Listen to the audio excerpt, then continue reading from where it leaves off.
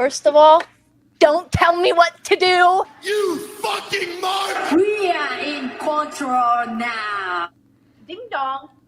Hello? سبحان فالق الإصباح. Yes! Yo, law, that's right, infidels! Rise and praise! Hacker HAMIN returns from the international incident as the Crossfire heavyweight champion of the world, crushing infidels. More $5 face slaps in your Molson Ice slap of the week. And we're here back for the Monday locker room, safe in the missile silo with all of the gold from the treasury. Here on your Monday locker room, Hacker HAMIN and the vet ready to break it down. YOLO! Rise and praise!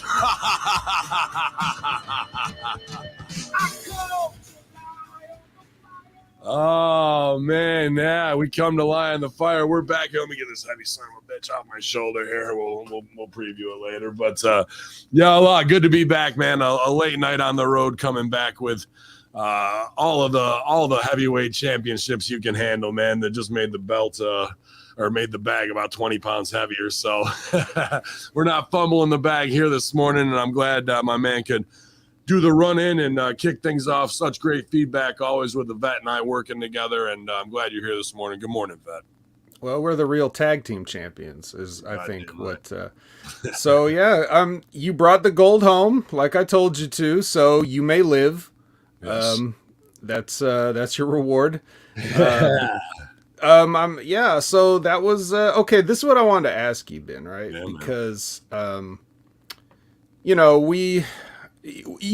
so you have famously repeated one of Rip Rogers' classic lines when you talk about, there you go, Hustler, ProWrestlingTees.com. If you always like to say the line, belts are for people that can't get over with character. Yeah. And so now when Rip says that, he's talking about a time and a place, a period of territories where some guys needed it's another way of saying the phrase that we've all heard of, sometimes the man makes the championship and sometimes that they try to, the championship makes the man. Well, the championship very rarely makes the man, although it does for those guys that don't have the personality and character. Perhaps a belt adds a little credibility to a maybe like a guy that's in the middle of the card, so that fans that aren't as familiar with him or he's not as over, they're like, well, he is a wrestling champion, so there's something to him, and I'll get behind him, at least on a very basic level. And that's really what Rip's talking about. Obviously, The Rock does not have problems with personality or character. Stone Cold Steve Austin does not have problems with personality or character, so like, that's not really, in modern day terms, we don't see it as much. But for a guy that obviously has no problem with personality and character, and plenty of problem with quality wrestling. Yeah, I saw your match with Congo Kong. You're definitely personality and character. But the thing I wanted to ask though is, so now you have a championship. I don't recall you winning a singles championship before.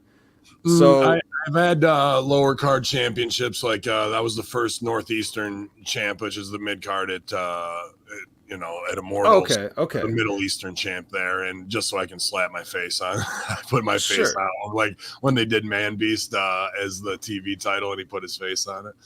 Yeah. But would you say this would be maybe the most major one? Absolutely. This is my first heavyweight championship. I've been tag team champions with the Horsemen and Blaze and Assad King and a couple others at different companies. And that's always great too. And it pops me because, good on you to use my own words against me. That always is one of my favorite things to come back. And when I say that, and Strangler Steve and I have gotten not into it, but he is all about the man makes the championship type of shit too with that. And whether it's The Rock or Austin, it's not the fact that when they won the title, they were over. they were so over, you had to put the title on them. Sure. That's how I look at it. And like the matches, sure, they have great matches, great workers, but they can go out there and do what Sasha Banks can't and play the fucking ukulele and get over, and that's the entertainment and aspect that, or heat that I bring to it, where you kind of can't take your eyes off them, where everybody else looks like wrestler 1 through 10, and a lot of times when I say that parable, it's for guys who are, as they say in Trailer Park Boys, muscle dummies who look great, and they work their ass off in the gym and they're very athletic, but some of them are as dry as like watching paint dry, but if you put the title on them, it gives them credibility, and the fans believe it because the fans love belts, and there's tons of belt marks out there and belt collectors and all that kind of shit. So it just kind of gets to a point where I'm building my heat, and whether it's having a huge victory over Congo Kong or winning over Tyler Turvo last night at a Crossfire, it gets to that point where you're in an upper echelon storyline and things need to keep going. So it just fits, and I knew I had to bring it back because I didn't want heat from you, Vet. As you had always. to. All that was just to say, like, to contextualize the couple of questions that I wanted to ask, which is, the first one is, all that stuff being said, they hand you that belt. Like, how cool is it? Because we all want to act cool. But whether it's somebody anointing you the guy, or if you're getting a promotion at work or whatever, even if you talk shit about your job all the time or whatever the case may be, here you go. You have this championship. Like, what goes through your mind after all these years of these guys hearing you talk about wrestling and everything? What goes through a Ben Hamin's mind when they say, "Here you are, sir, your world heavyweight championship"? Yeah, it's always card subject to change, and a lot of promoters like to, fuck with your emotions a little bit. I try not to put too much on it. I'm trying to look at a big overall scope of business for HAMIN Media Group. But when you're in the ring, am I and marking they hand it to you, I'm not trying to get you to admit to marking out. No. I'm just asking because it's something I never, got a chance to experience, and a lot of other people, they have their own, it's all really Mark bullshit until it happens to you type thing. So like, I just want to get your actual, like, just a recap of what went through your head, just in the very moments, before you have time to let anything sink in.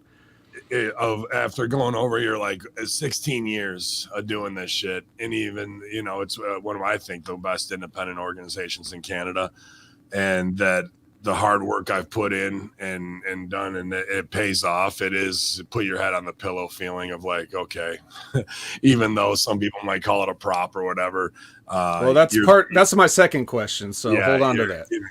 You're putting in the hours, you're putting in the grind, you're getting your character over, you're standing out on your own, and you're like, all right, if the championship doesn't happen and they want to keep it there, it's fine. But when you get mixed in the fold and you feel the stars aligning and it comes back with you, it is like, okay, it's been a long road to get to the top of the card. You know what I mean? And sometimes I can steal the show with a 5-minute spot that has nothing to do with titles. But here I got to toe the line and really have the focus on me, which is a dual scary proposition, going from 8 to 12 minutes to 20 to 25 minutes in a main event, So thankfully I got UWE students, classes and all that to keep me ring sharp. And I got to really buckle down now and perform even more. So it is a good feeling. I'm not going to lie to be, the guy, I guess, at this moment in time, but it's because somebody else dubs you that, so sure. It's I don't know if it's humbling. Maybe it's because I have that Rip look about it, you know what I mean? I'm like, is my character work sucking now because I gotta be champ? No, but it is the gloat, and for me it's the overall business of getting that heel to the highest peak possible, and this does it, so I'm very fortunate and grateful to be that guy right now, and we're going to keep that momentum going because March, or what month are we in? April 29th, right here behind the missile silo, it's a Royal Rumble for the heavyweight title. Right.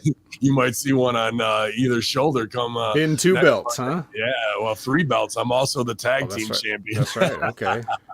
But the Rib be an Ultimo Dragon here all of a sudden. You got to all right, so you got to carry them around with you in your bag for merch table. So now there's 35, 40 extra pounds of belt in my bag, and that's the biggest rib of all. Yes, it is. It's definitely.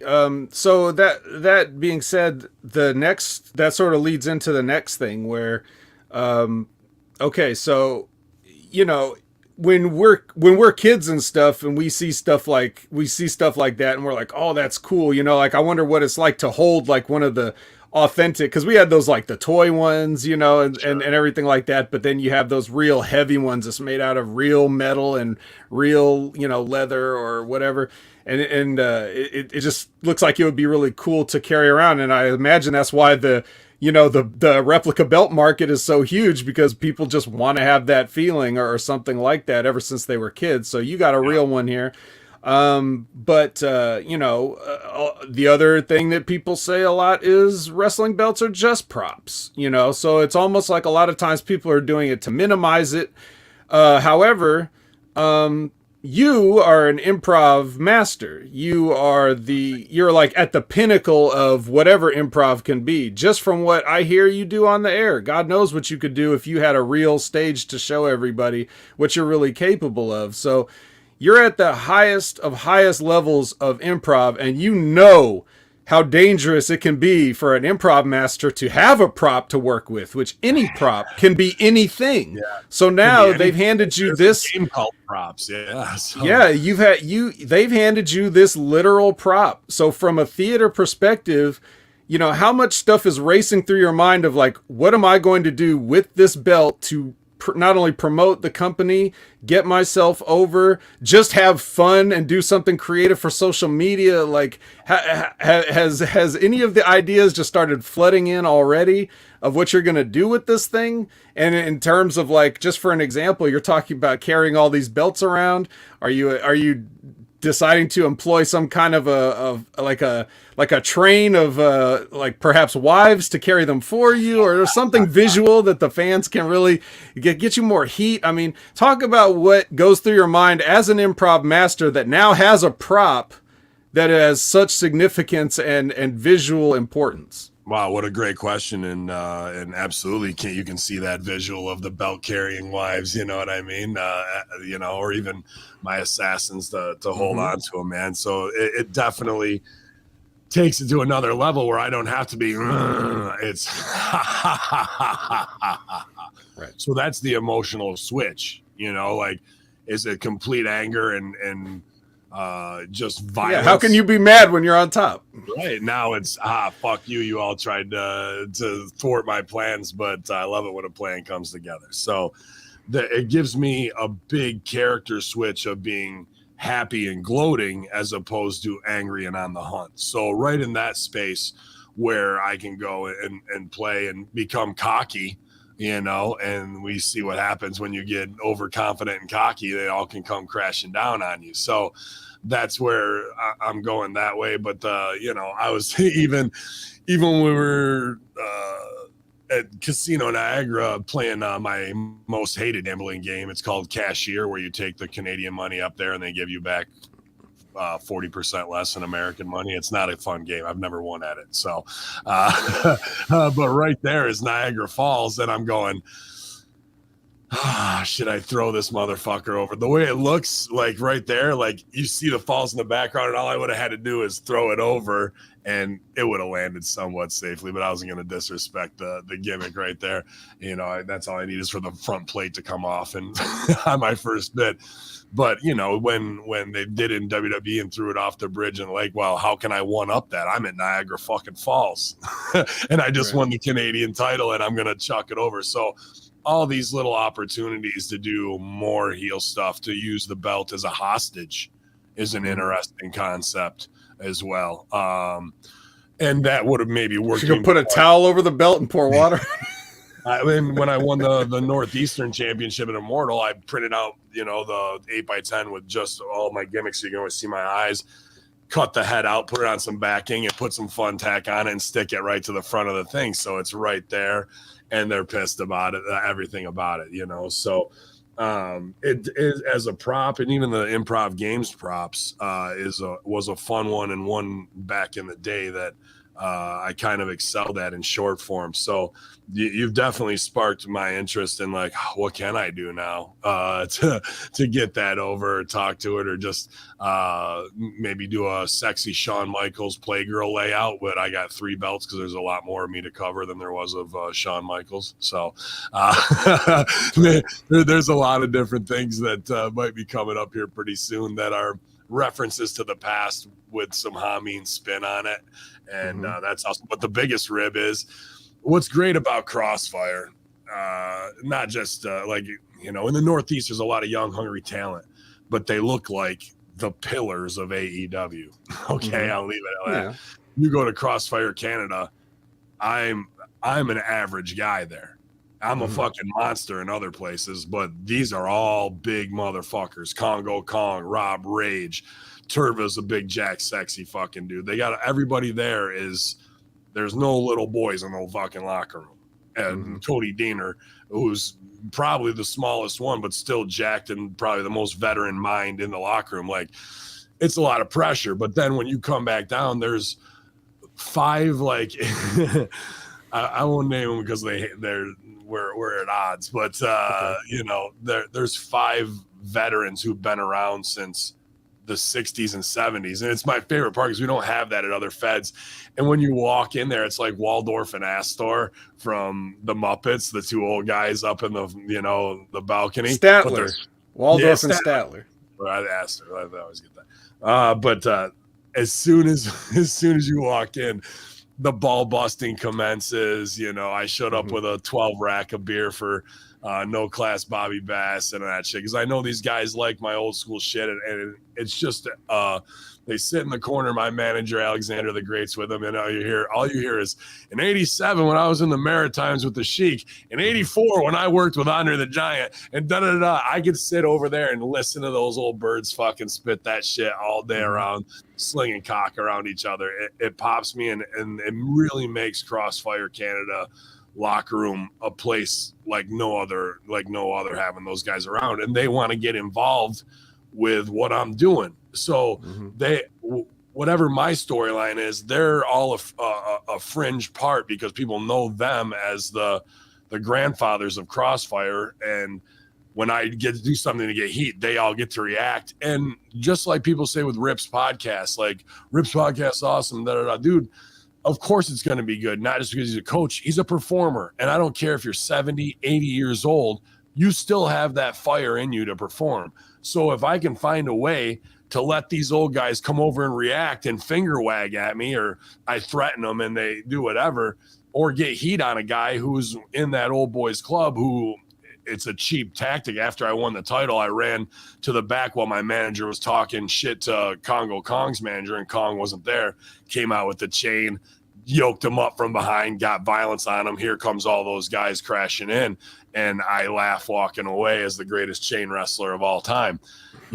So it's things like that where I can draw in these other guys that the crowd loves, and it really makes the experience mean that much more, as opposed to just here's a win over a guy who's a great wrestler, Tyler Turva, fucking everything you would want in a good-looking baby face, Mr. Saturday Night, but the moron didn't realize that the show was on Sunday. That's why he didn't win, because it wasn't Saturday night, idiot.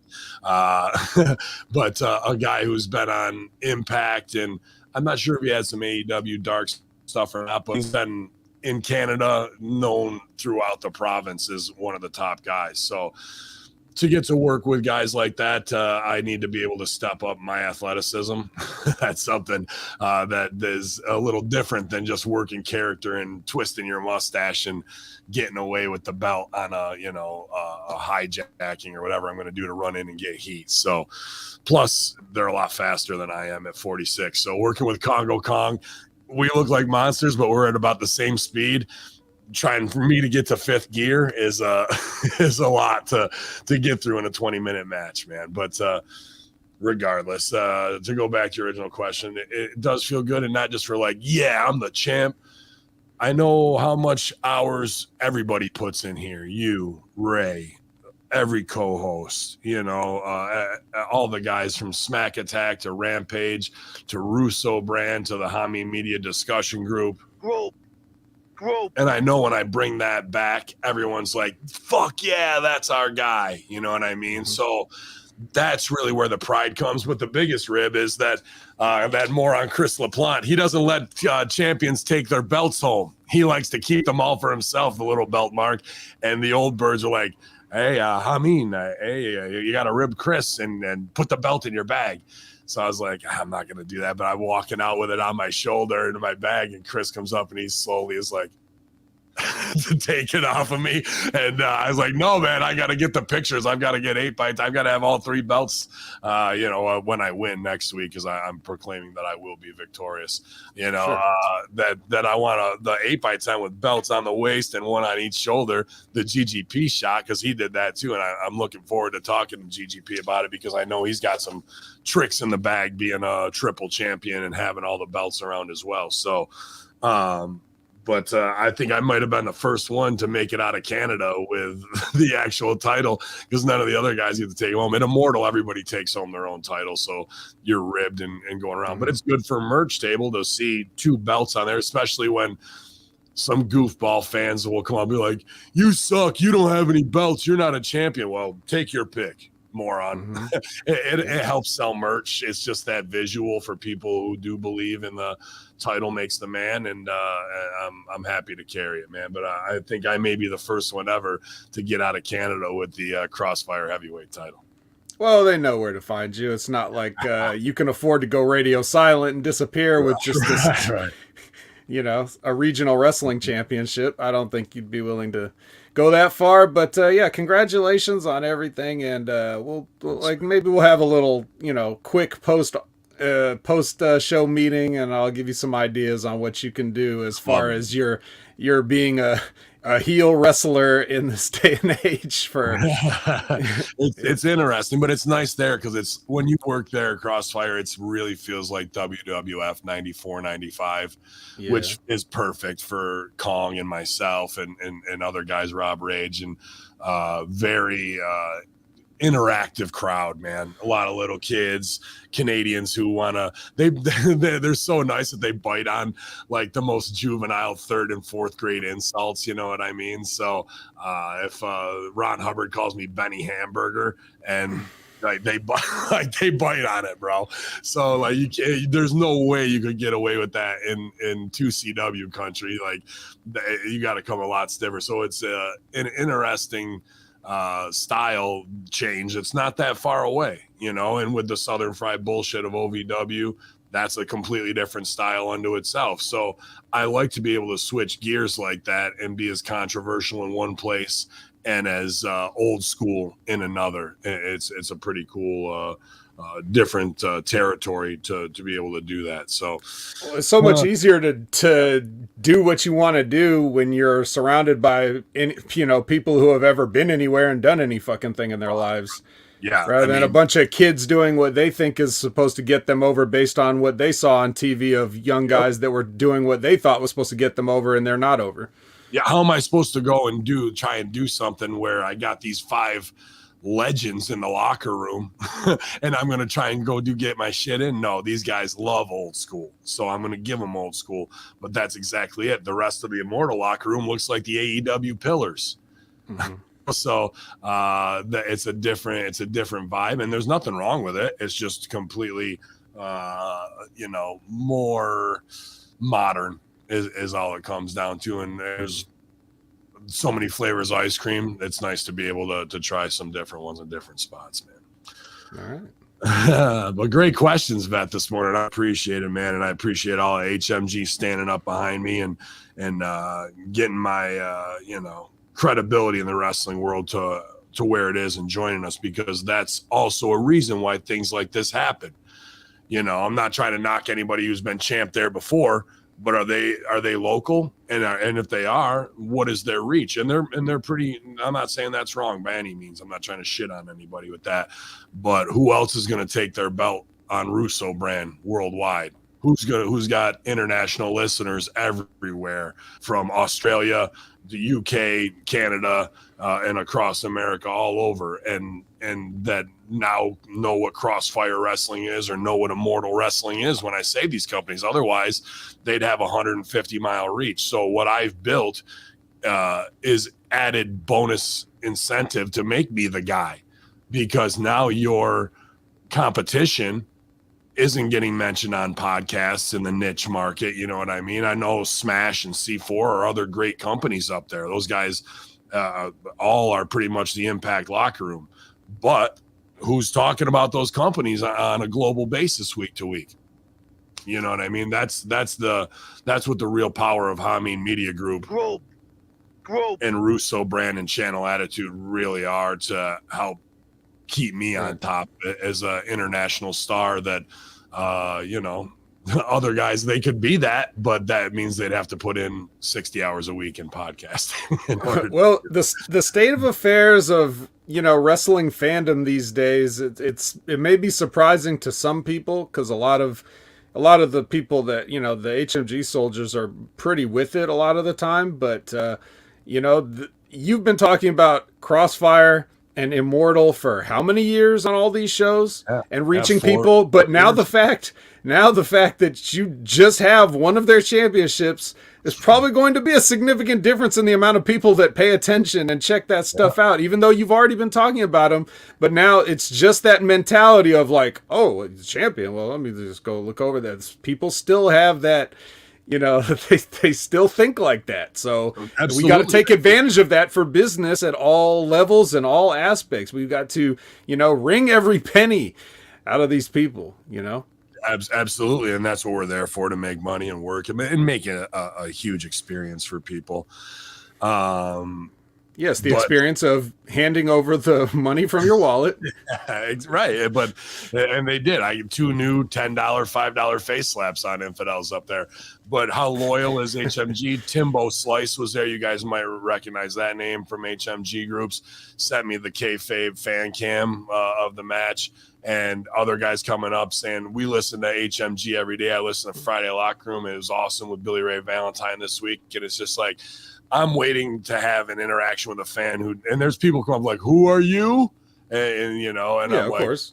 Look at the shirt. My name's right on it, moron. You're walking around with 3 replica belts, but you don't know who Ben Hameen is. You say you're a wrestling fan. You obviously don't know shit, idiot. And I can heat on them right away and take away their super fandom, because they want to come up and like, you're not a champion. Oh, in your face, moron. Yeah, like, who did you beat for your belts? Is what I always hit them with. And they're like, no, but I'm like, no, you beat your meat. That's what you do, idiot. So that carnival barker shit, it gives me an entirely new platform to switch and talk down to people or come back at them. And that's really where my money is made and where my heat is, to be honest with you, is that Triumph the Insult comic dog type interaction with them.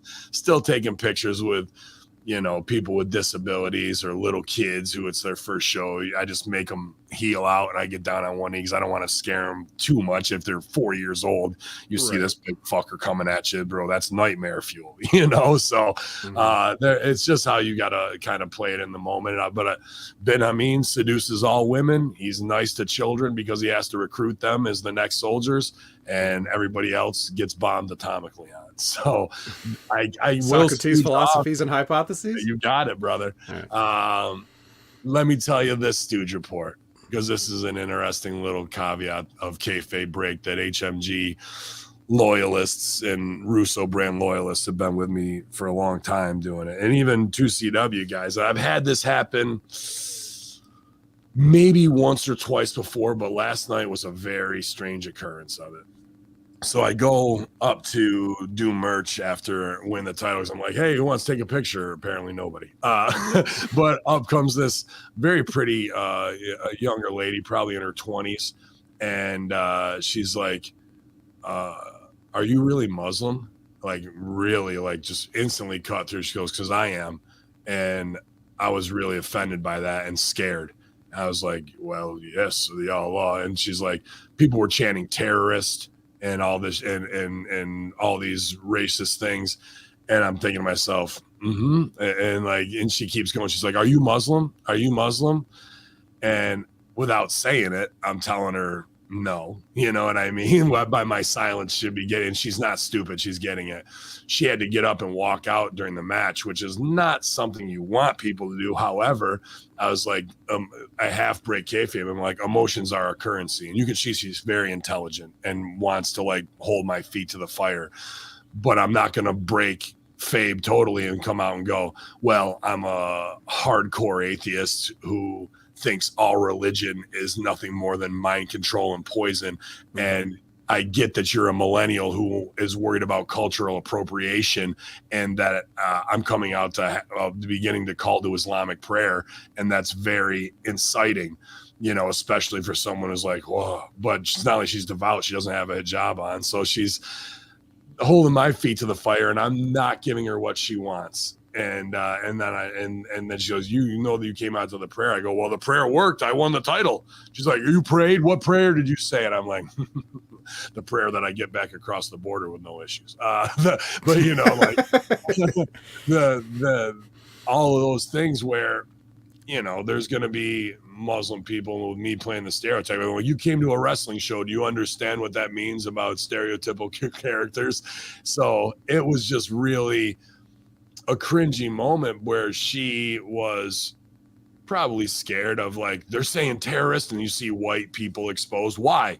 Because my entire character revolves around the 9/11 truth movement, being a Saudi prince, and none of this ever being resolved. And that's why those white people have that reaction, because they've been sitting on PTSD for 22 years. She was probably 4, 5 years old when 9/11 happened. So she doesn't understand that. She lived in the blowback of that. And now the millennial of a cultural appropriation and inciting hate against people. Well, guess what? Eventually, I will lose and I will pay all of that off. Will she be there? I don't know, but it begs an interesting question of the damage I'm doing. But then I have guys in Lebanon and fucking Syria and Dubai who hit me up, and workers. These guys in fucking Lebanon crack me up. They're all on that oil, bro. Their arms are all fucking massive, like dinner plates inside their arms. But they love my shit and they get it, but probably because they're workers. And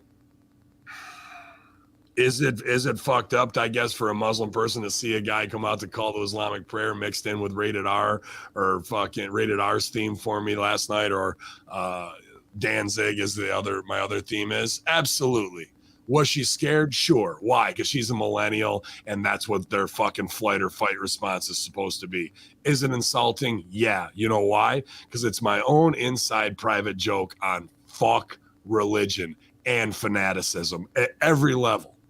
And that's what brought her up there, because she was insulted by it. And because, you know, working with Stevie and Russo, who are very proud Christians, I'm not going to shit on them, but at the same time, they respect the fact that I think once you close your eyes for the final time, your energy might be released, but you ain't going to fucking some magical kingdom in the sky to play checkers with grandma and Abraham Lincoln. It ain't going to happen.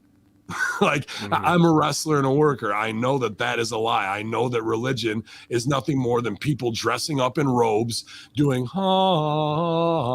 fucking secular music that releases dopamine, only to pass the collection plate to promise you something that you cannot hold tangibly. All it does is calm your fears of death, because you watch grandma and grandpa or whoever die in your family, and you want to hope that their memory goes on forever. That is what I believe. Like, you know, I believe the opposite of all of that. However, I mix it into my character, so I'm really punching both sides. It wasn't a fucking Christian coming up to me going, you or a racist, you terrorist motherfucker, da da da da, and playing off that PTSD. Is it to represent Islam? I obviously don't do it very well in what they want to just, and neither does Ali on WWE. The fact that he won't do what I do keeps him from not getting over. This is a character that I'm playing. And if you're coming to a wrestling show and getting hot about it and not realizing that this is the lowest form of carny entertainment that there really is, but it's a live action movie and that I'm putting my body on the line for you and I won, and you're still hot about it, well, there's not much else I can do for you right there. You know, you're trying to stand on political ground and make a statement at a wrestling show. You're kind of fucked out of the gate. Is what she's saying wrong? Absolutely not. Of what I'm kayfabing about how I feel about all fucking secularism by not saying it, that's the foundation of truth and comedy for me, of who I am and what's underneath the surface of how I try to play to the height of my intelligence. And I'm a Saudi prince for a reason. You know, the backstories are there to lead people down that, because I could easily come back over and been like, well, you know, you want to talk 9/11 PTSD, sweetheart? Like, let's talk about who's really there and what the fundamentals of the argument are, not just like, you're disrespecting Muslims across the world. You fucking ain't right. But I'm not doing that. It's just in the representation of it that they don't want to be represented as a terrorist or da da da. Well, might want to stop hanging people from cranes. Might want to stop doing fucking hostage situations on the tarmac. Might want to fucking actually admit the deep state connections between Bandar Bush and the rest of them. No, none of these ever get picked over. So if they're not going to do it, why would I be held to any standard of accountability at a wrestling show in order to do that? All I'm doing is plucking those heartstrings on both sides. Absolutely. So I didn't get the chance to explain it out like that to her, and I'm sure she's not hearing it today. But it was a very awkward and right on the line situation of dealing with a person one-on-one who was truly affected in their fear. Not the heat I want to have somebody to walk out, however, also the heat I want to have somebody, because it might make her feel that one way, but the rest of them around her are going, terrorist, fuck that guy.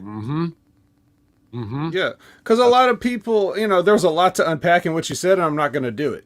But I'm just going to say that for what, you know, most people that would see what you do, I would think, that they if they feel on that same wavelength of like, well, I'm a Muslim and that's not cool, they just roll their eyes and move on, because if the shoe doesn't fit, they don't wear it. Like they'll write you off as like, well, what this guy's doing is in poor taste. Anyways, back to my life. I don't really think that they would spend much time worrying about it. So I don't know how much, like, if you want to call it courage or whatever, that it took for her to come up and actually say that and confront somebody. Courage, yeah. So it means that it meant a lot to her, but it also might mean that even if you calmly laid out all these things, that's not just going to become acceptable. Like, she'll just say, oh, okay. Like, I don't think, oh, I get it now. I was an idiot. I wasn't paying attention. I don't think that will ever happen, because those type of people, they're able to make those distinctions and write things off immediately. Like, if I'm ever upset by something that somebody says or offended by something like somebody says, I usually just write it off and move on, just because I don't have the time or the inclination to go any further than that. Not everybody's built like that. Some people just like drama. Some people just like to stir stuff up. Social media allows people to stir stuff up without any real accountability or consequence, because it's anonymous for the most part. So you get a lot of that. And I think we mistake a lot of that sometimes. Like, if somebody tweets something that's inflammatory or reactionary, you know, like, we think that that's consuming their entire life, but it only maybe really consumed that 15 to 30 seconds that it took them to type it, and then they just moved on or whatever, or they keep replying every many minutes. They want to get into the heavy religion debate and hold my feet to the fire of like, what are you? and I know enough about a little bit of everything that I can fake it in a very believable way. Plus, I do my backstory and research. So everyone, our religion is the religion of peace. Yeah, good rib, everybody, and that goes for everyone. Yeah, every religion is the religion of peace, except for the Crusades and all these other things. Go and research Muhammad. You can't draw a picture of Muhammad, Charlie Hebdo. You couldn't draw a picture of that and put it on a cartoon, because now we're going to have a shooting. Oh, that's very peaceful of you all.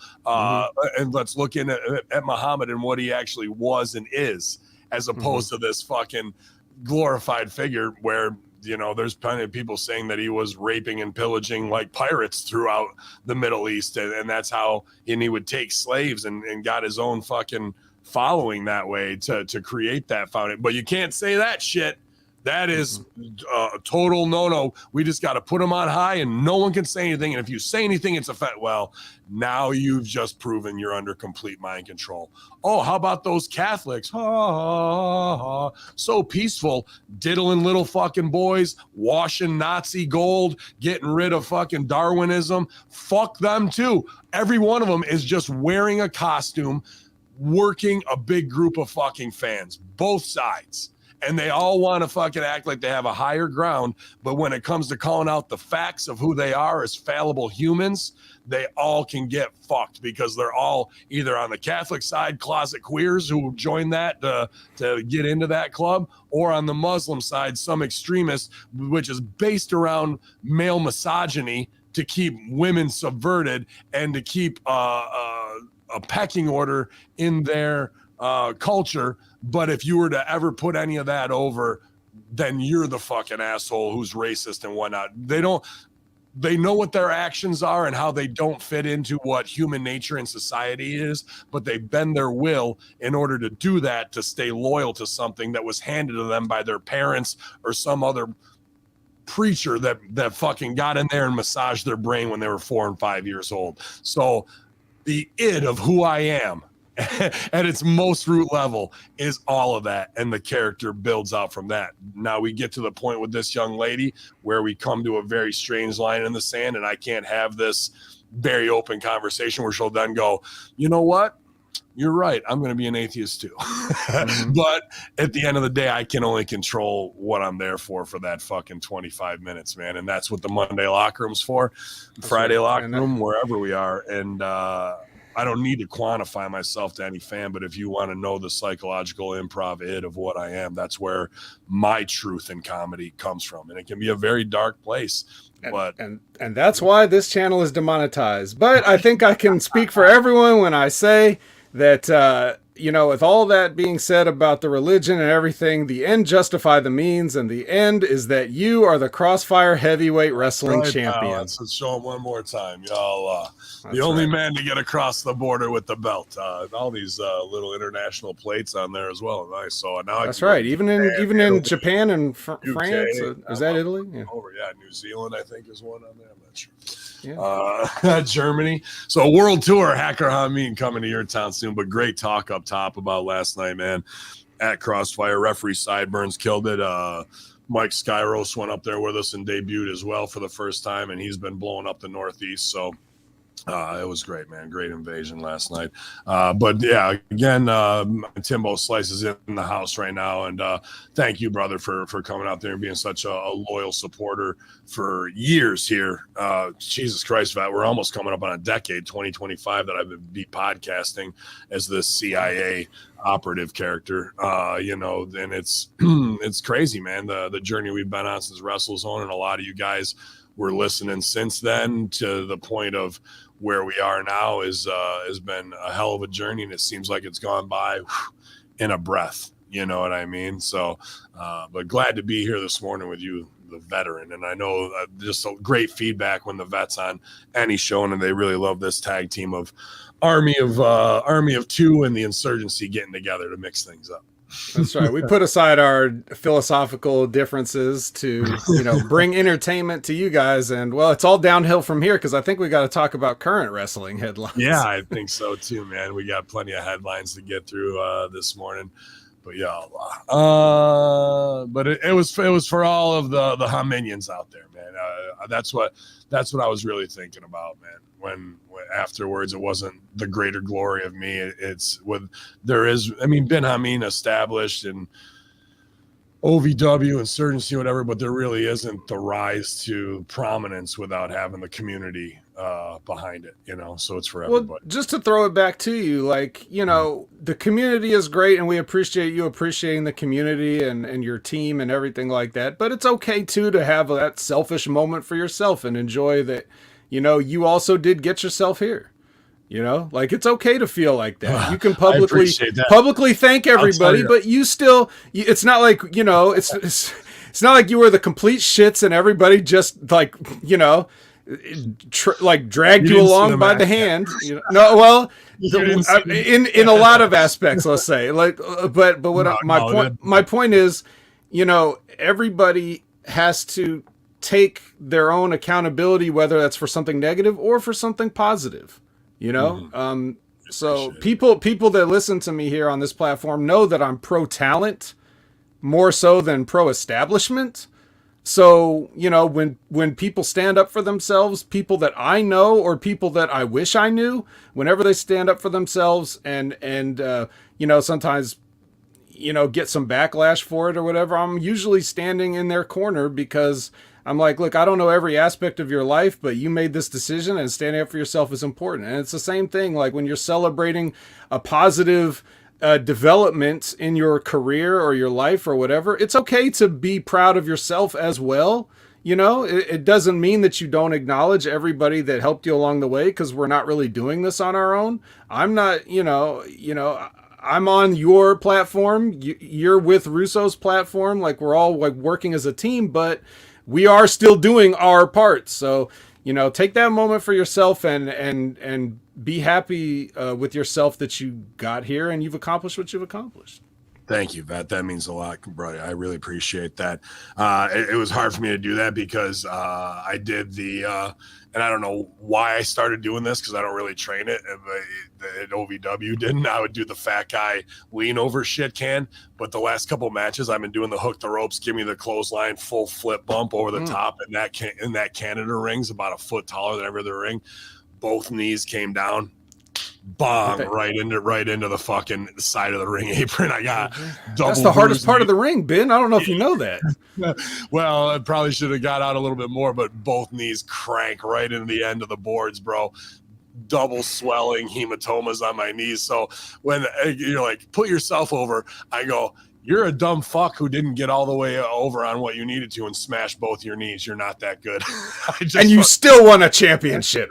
I still with two fuck knees. Yeah, so feeling it this morning, but we'll work hard doing some Stevie Richards resistance band program to make sure they're ready to go for the big Royal Rumble April 29th in Immortal for the heavyweight title. So I'm going to bust ass the next 5 days. Got 2 big days at UWE Training Center to really get things in motion and just keep this ride going, man. I mean, triple belts. That's what we're looking up here. And be sure to mix it.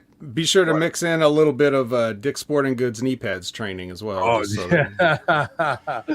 Yeah, we got them. The what do you call them? Under Armour knee pads. I thought they'd be enough to not hurt because I've never really had any issues with them, but fuck, I cranked them both. Speaking of both getting cranked, here we go. Yes, I saw this. Watch this guy go spinning into another. Fucking moron Canadians with their worthless money on it. What do you want, idiot? A face slap. You want a $5, $10 Clearly a face Breaking slap. Bad mark What here. do you want to go? Yep. I want to be like you. Yeah, like me. Have a great beard and much girth. Here we go. Hello, who wants more?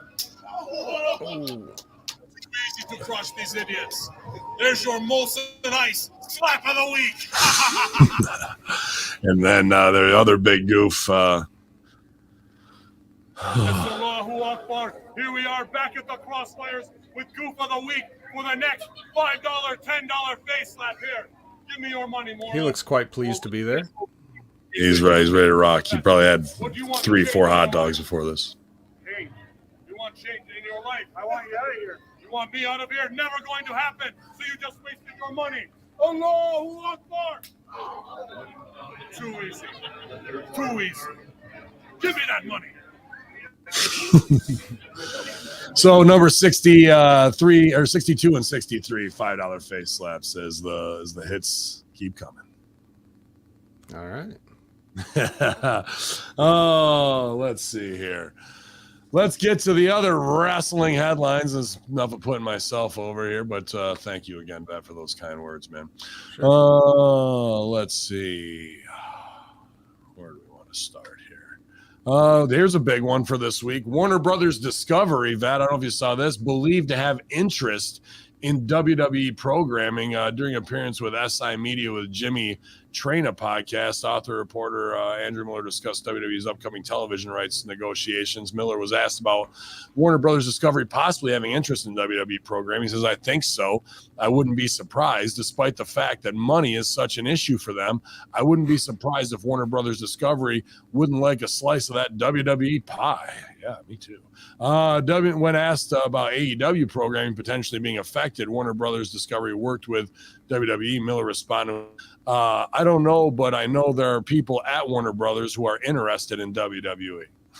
So the non-answer of, to me, that says either he really doesn't know, or like most Hollywood producers are, we see the ratings have gone down 40% and we don't like these kids they call the pillars that look like middle schoolers, and the business doesn't make any sense that they're doing, and it's constantly lower numbers. So how about that WWE?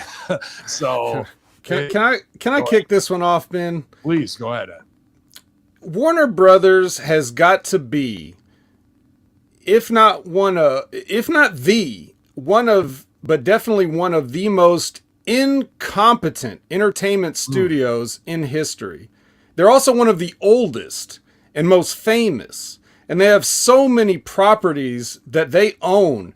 Everything from Looney Tunes to Detective Comics to such movie franchises as The Matrix, and just so many things over the past 100 years that Warner Brothers has been responsible for creating, owning, whatever.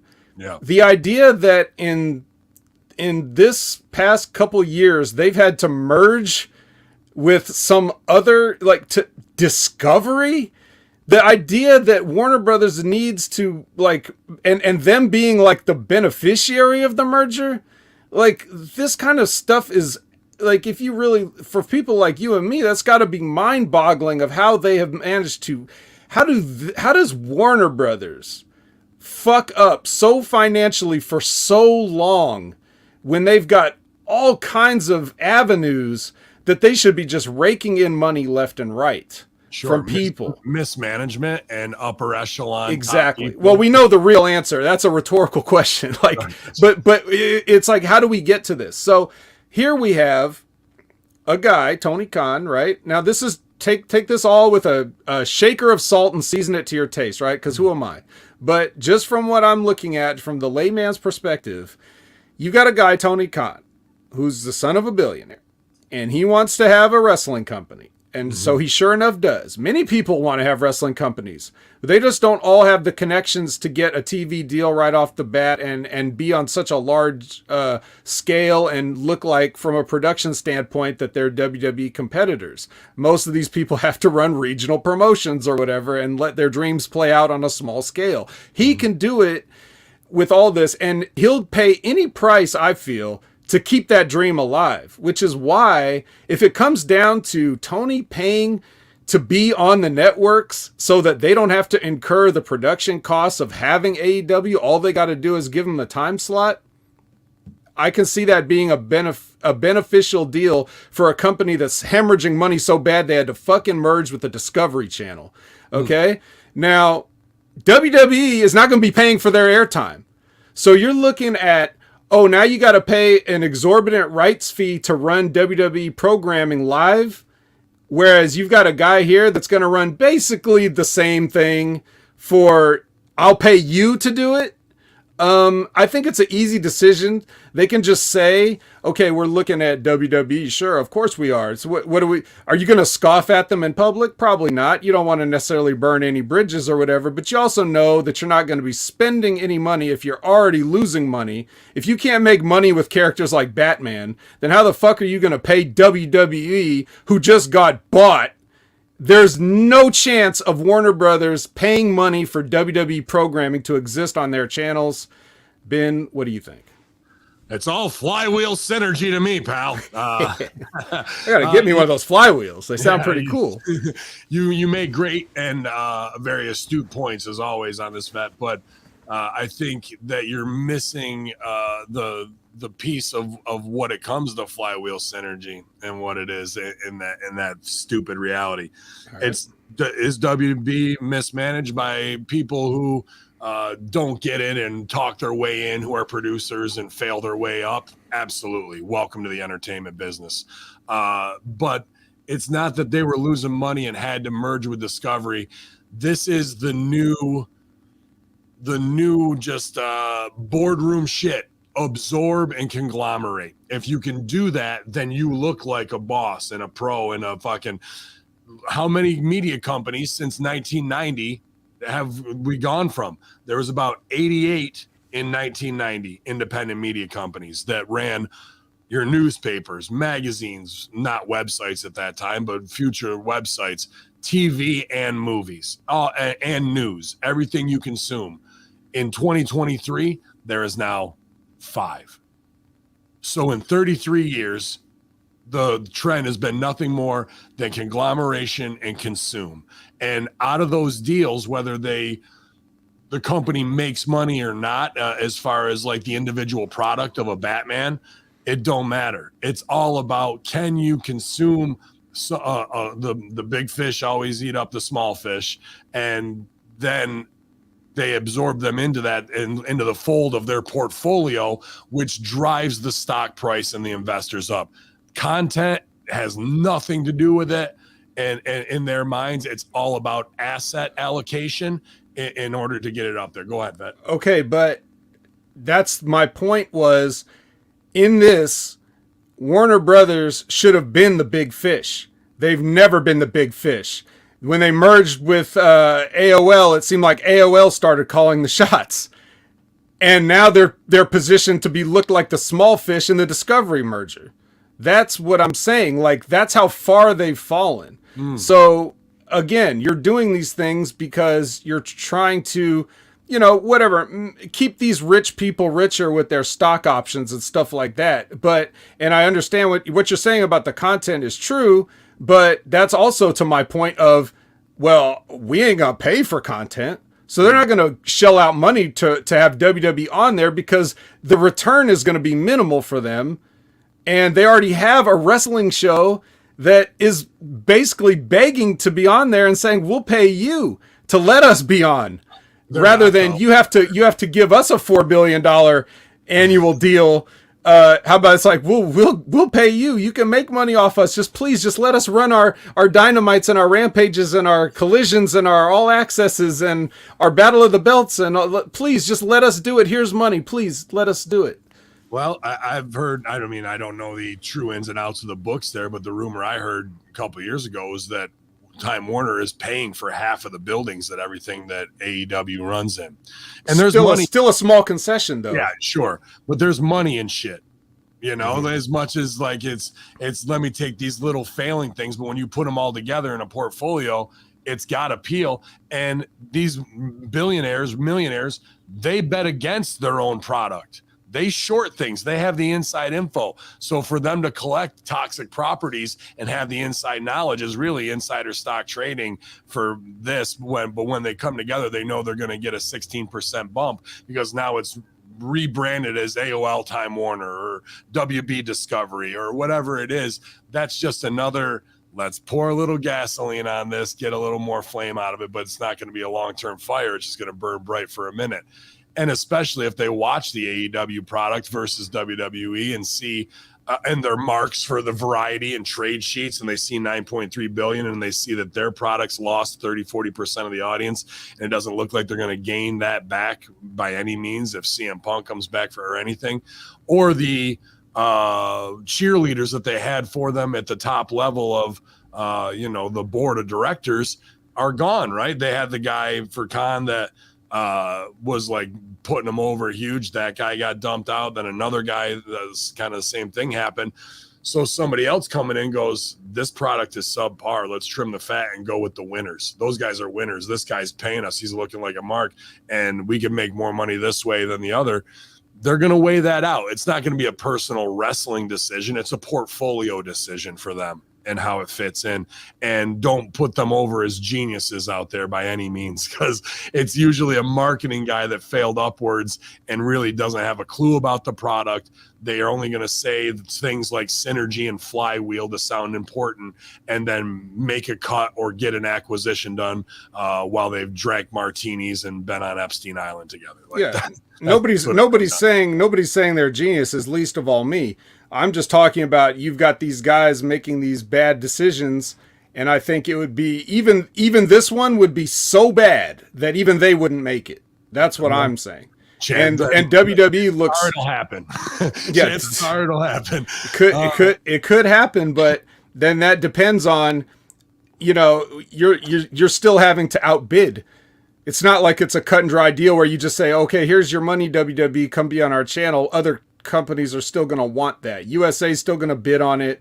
Anybody else is still, Fox is going to bid on it. Whatever companies that need live programming, which is the only reason that you would even have things like network, cable, satellite, those things. Your only draw for those type of things is live sports programming, because, and even those are going to things like Amazon's got, NFL games, YouTube's running Sunday Ticket this year.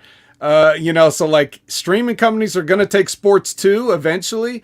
It's just the last gasp of these dinosaurs that are trying to stay relevant in their medium for the old people that don't know what the internet is still. And the reason that Raw even gets like 1.8 million viewers at all is because senior citizens are falling asleep in front of their TVs watching Law and Order after dinner. Like, that's the only reason they get any ratings at all. It's not young people watching Raw. Young people watch Raw on the internet. They watch it on Hulu. They watch it on clips on the YouTube channel.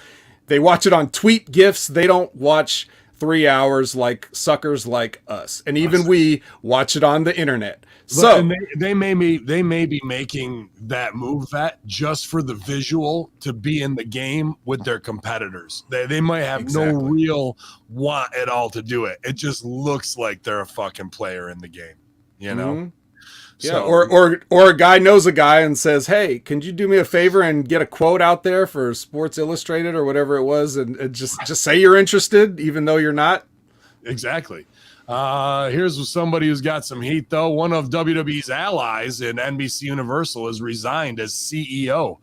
As WWE prepares to begin negotiations with NBC Universal over its next media rights deal, it was announced on Sunday via press release that NBCU CEO Jeff Shell has resigned. Comcast today announced that the company and Jeff Shell have mutually agreed that Mr. Shell will depart effective immediately following the company's investigation led by outside counsel into a complaint of inappropriate conduct. Mr. Shell said, "Today is my last day as CEO of NBC Universal. I had an inappropriate relationship with a woman in the company, which I deeply regret. I'm truly sorry I let my Comcast and NBC Universal colleagues down. They are the most talented people in the business, and the opportunity to work with them the last 19 years has been a privilege." During Comcast's fourth quarter and full 2020 earnings, Shell gave praise to WWE, said, "WWE is a kind of perfect property for us.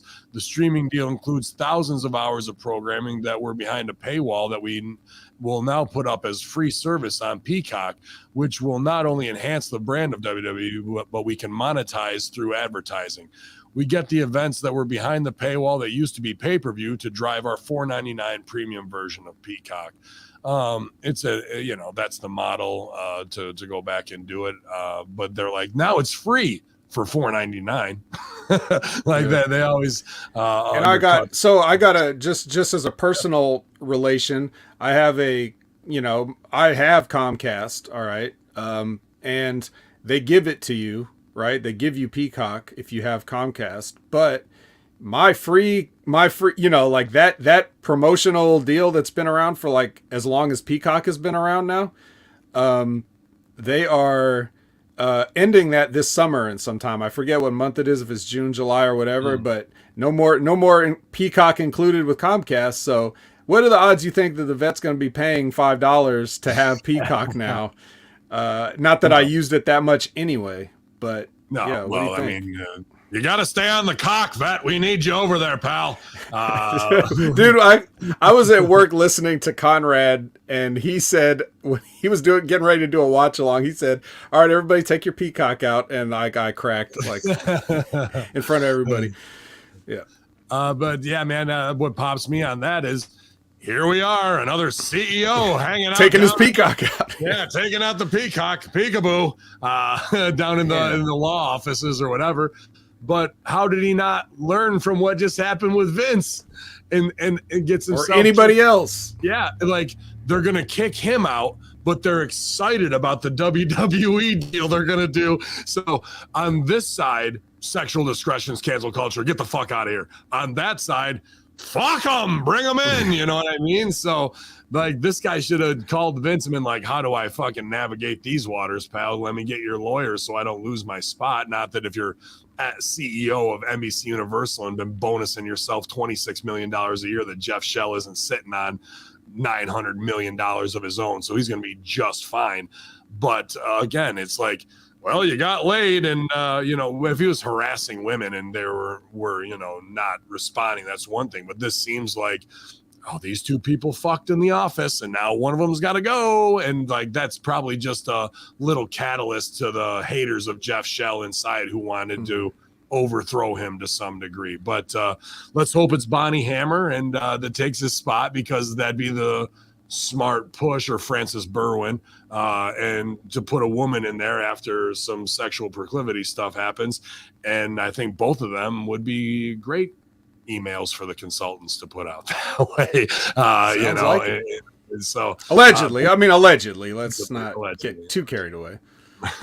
So it'll be interesting to see who fills that spot at the top there. It fills that and spot. With that trickle down, what that trickle down could mean for possible opportunities. You keep saying stuff. You keep saying innuendos about sex. Yeah, right. Let's get back to Muslims hating.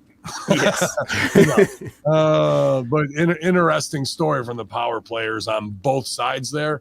Do you think that Warner Brothers Discovery would put up the money to get, let's just hypothetical say, and get WWE on their channel? I don't know why I can't say today. I've botched WWE like 3 times in a row.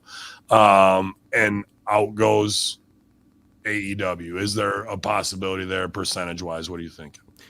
Percentage wise, I'm looking at maybe like a 15% chance that they would do that.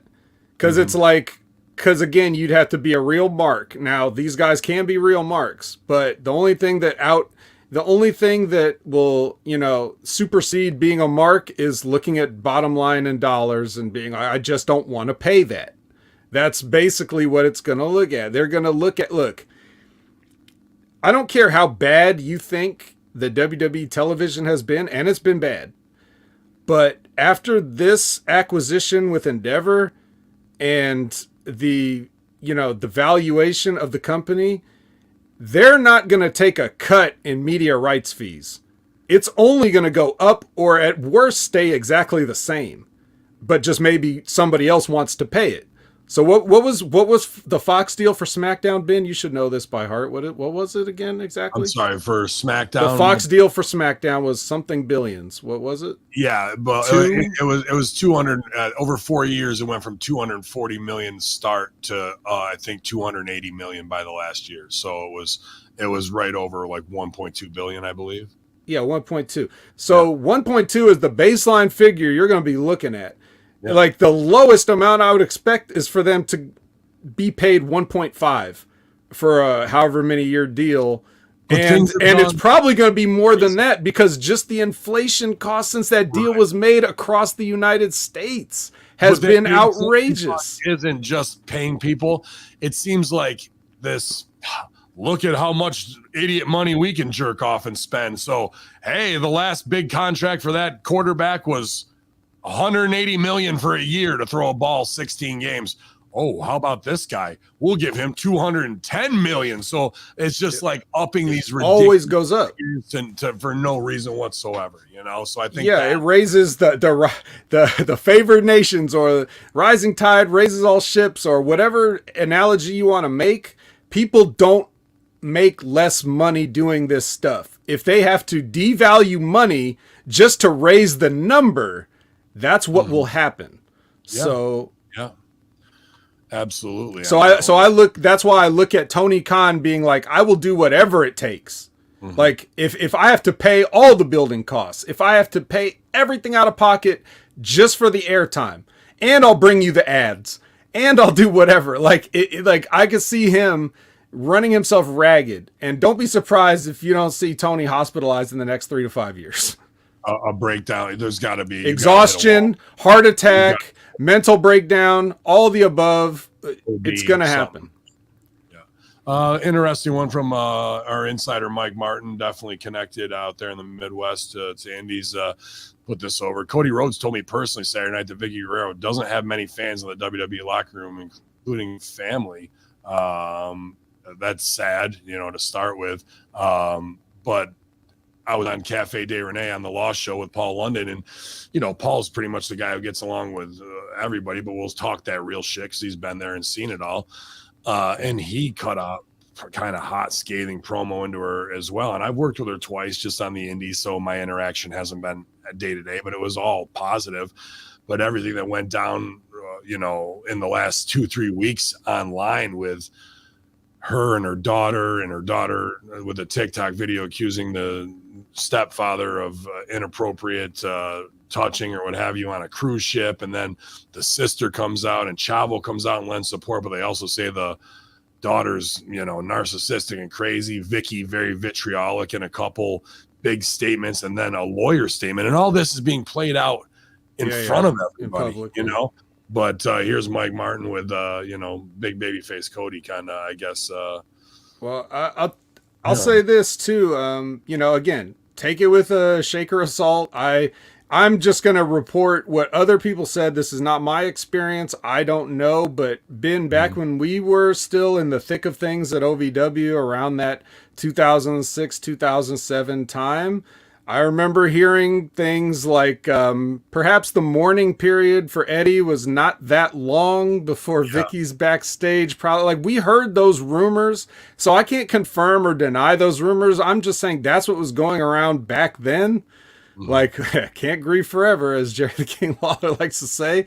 So if that adds any sort of, color or insight into any of this, you can do with that information what you will. But even as long ago as that, people were saying things. So I don't know. I never met or dealt with Vicky. So I just looked at her as an entertainer, and just on the screen, she entertained me. So I was fine with that. I don't have to worry about what everybody's like as a person.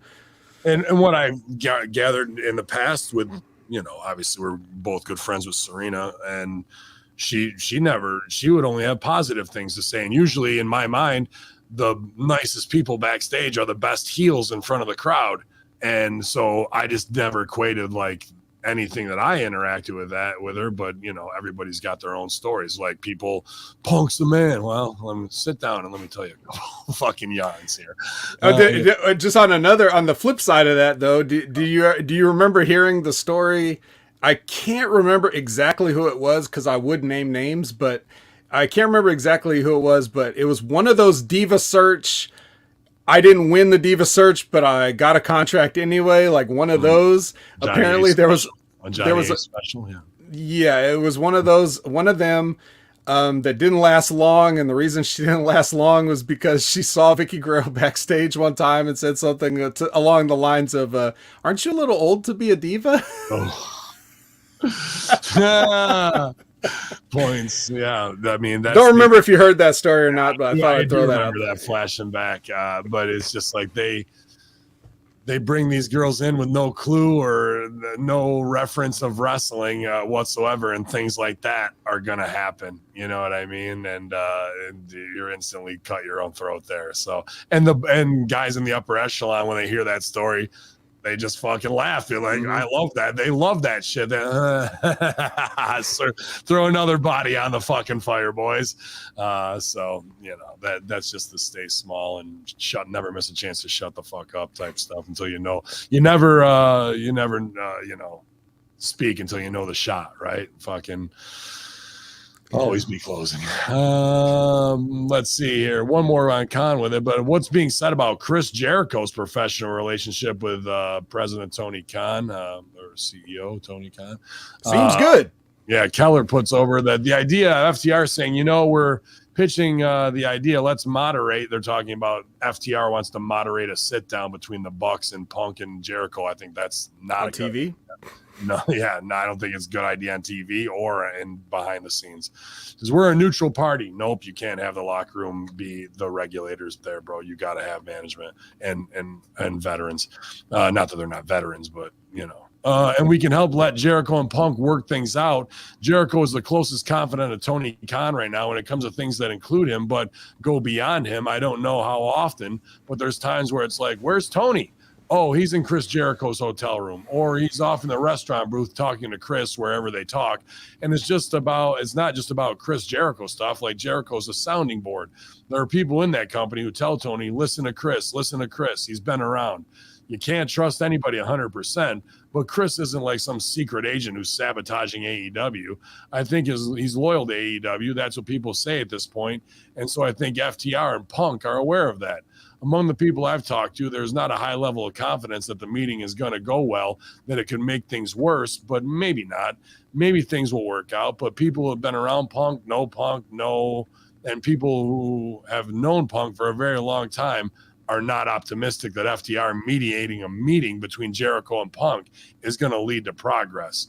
The other thing is, it just sounds in every indication that the Bucks, Matt and Nick Jackson's heels are dug in. And I think Brandon Cutler's comment adds to it. I just don't see these parties reconciling. FTR is not going to be able to do it. You need an outsider or a legend like a Mark Henry. I talked about this on FLR, or Light the Fuse, I believe, to be that, because Kaz had clipped it.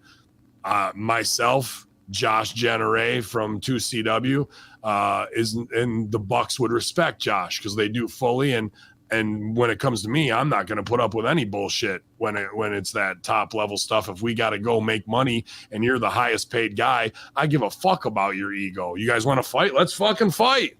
Well, Ben, what if they offered to put the belt on you? Then what do you think you'd? Which belt? Take your pick. The international championship. You get to go over Orange. What do you think? Well, if I go over on Orange, I'll do that. Then I'll shut up. But no, the fact that you've got these guys who are EVPs digging in their heels and not wanting to do business, or Jericho in his ear and Tony's ear to be like, fuck Punk, we got to keep him under our thumb, otherwise he's going to do this. Yeah, Phil's going to Phil. You're going to come back and put him on another show or create a whole other show to keep him separated and all that. It don't matter, bro. He's going to find something at fault with somebody that you put him with, and it's going to happen all over again. So until you bring in Mox, Punk, the Bucks, I wouldn't even put Hangman in there. I'd let him wait outside to get the Stooge report, so his level of self-importance comes way the fuck down, that he's not even included in it, and be like, listen here, motherfuckers. This is how it's going to go down. And if you don't like it, then the paychecks end here. If you want to come back and feed your wrestling addiction, you will do the story I lay out for you verbatim. If you go into business for yourself, you're fucking gone, and we will bury you openly, and you won't work here ever again. And, good luck over there with those guys that you hate so much. So it's letting the inmates run the asylum and have way too much juice with nobody regulating on them, bro. It really is. And I don't care if you're a pillar, an EVP, or a fucking legend that's coming in to save the sinking ratings. When you pull this fucking middle school girl bullshit, everybody's going to detention, bro. And guess who the fucking detention monitor is?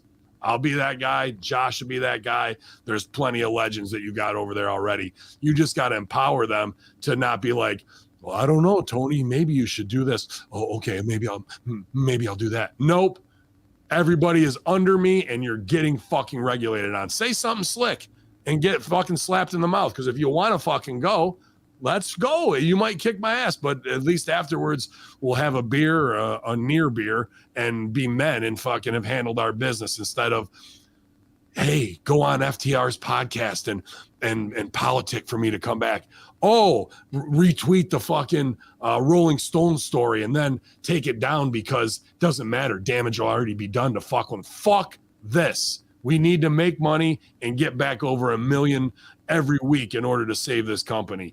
And anything short of playing into anybody's ego with that stuff is a huge mistake, and it's only going to keep your locker room separated and everybody thinking they can do whatever they want in their own little clique. But I like to think of a little, kind of something about Mary music video montage with Jericho and Tony being best friends, like feeding each other stuff at the dinner table, or they're in playing video games, do a line real quick and fucking beat Contra together or something. Who knows?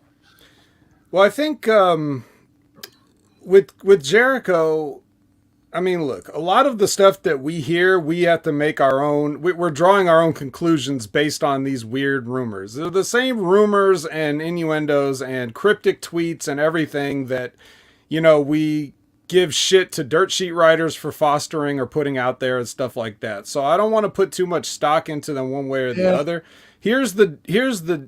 I'll talk more about, my intuition and what let me just say this real quick and what because those dirt sheet writers don't know fuck all except for sitting in a press scrum hoping to get their fucking name called out by a fanboy. Right. But we've seen Punk do his dumbest and dirtiest shit before in the pattern of behavior. I worked with the Bucks for 2 years at fucking 2CW. I know they're good guys, but at the same time they protect their fucking Meltzer driver bullshit, 90 super kicks. So I've got a much more firsthand account of how these people act in the locker room and how they are to deal with, to do business, and the snake moves that they fucking make. So whether it's FTR thinking they're going to come in and be like, we'll be the moderators. Well, you just tried to politic for Punk. So you're not a neutral fucking, you're exposed with that. And then you canceled your podcast going, management didn't want us to do it. Oh, okay. Like, if you can't see these basic mafia moves and you think you're slick and covert, not really that covert. About as covert as a Chinese fucking balloon flying over Minnesota. Very covert. So, Chris Jericho. A lot of this was, we talked about that tweet, the not everybody tweet, but that's Chris Jericho tweeting. Now, if anybody follows Chris Jericho's account, Chris Jericho will respond to random fans and tell them to go fuck themselves.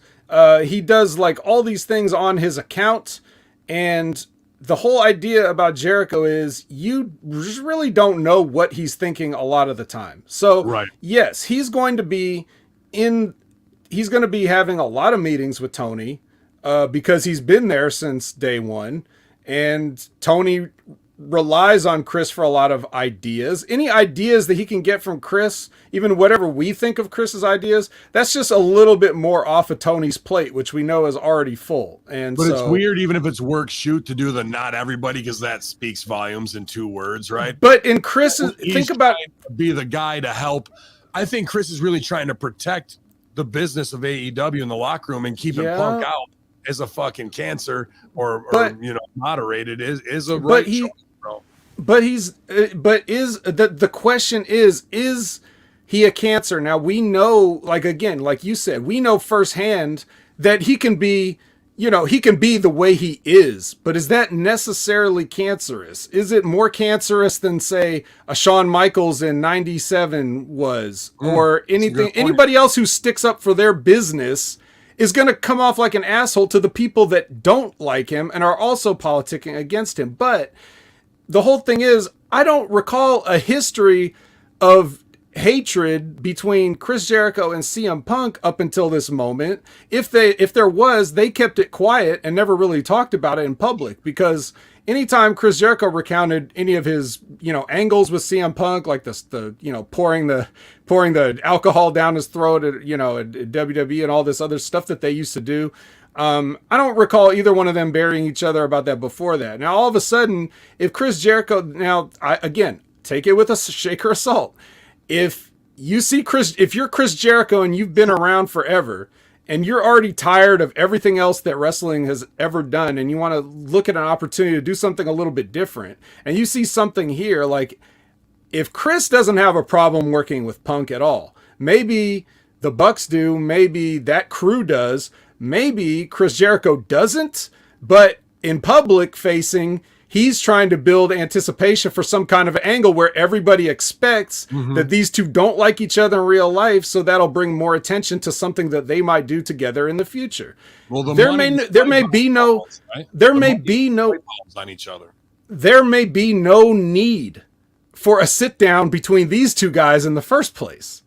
And there's really no need for a sit down between Punk and the other guys, the elite guys, because they were never going to be friends or whatever. They're just going to be guys in the building that you see and don't like, just like guys that we came into the building with together and didn't particularly care for, but it didn't really matter, or guys that came into the building with the clique and didn't really particularly get along, but that's just how things were, and we didn't have social media to have everybody's business on Front Street back then in the 90s because it didn't exist.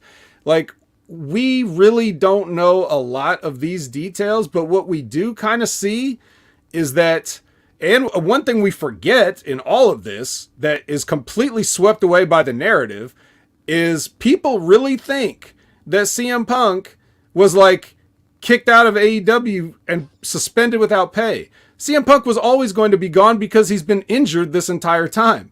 Yeah. The only time we've talked about CM Punk coming back is after now he's spent the time healing his tricep or whatever it was, and now he's ready to work.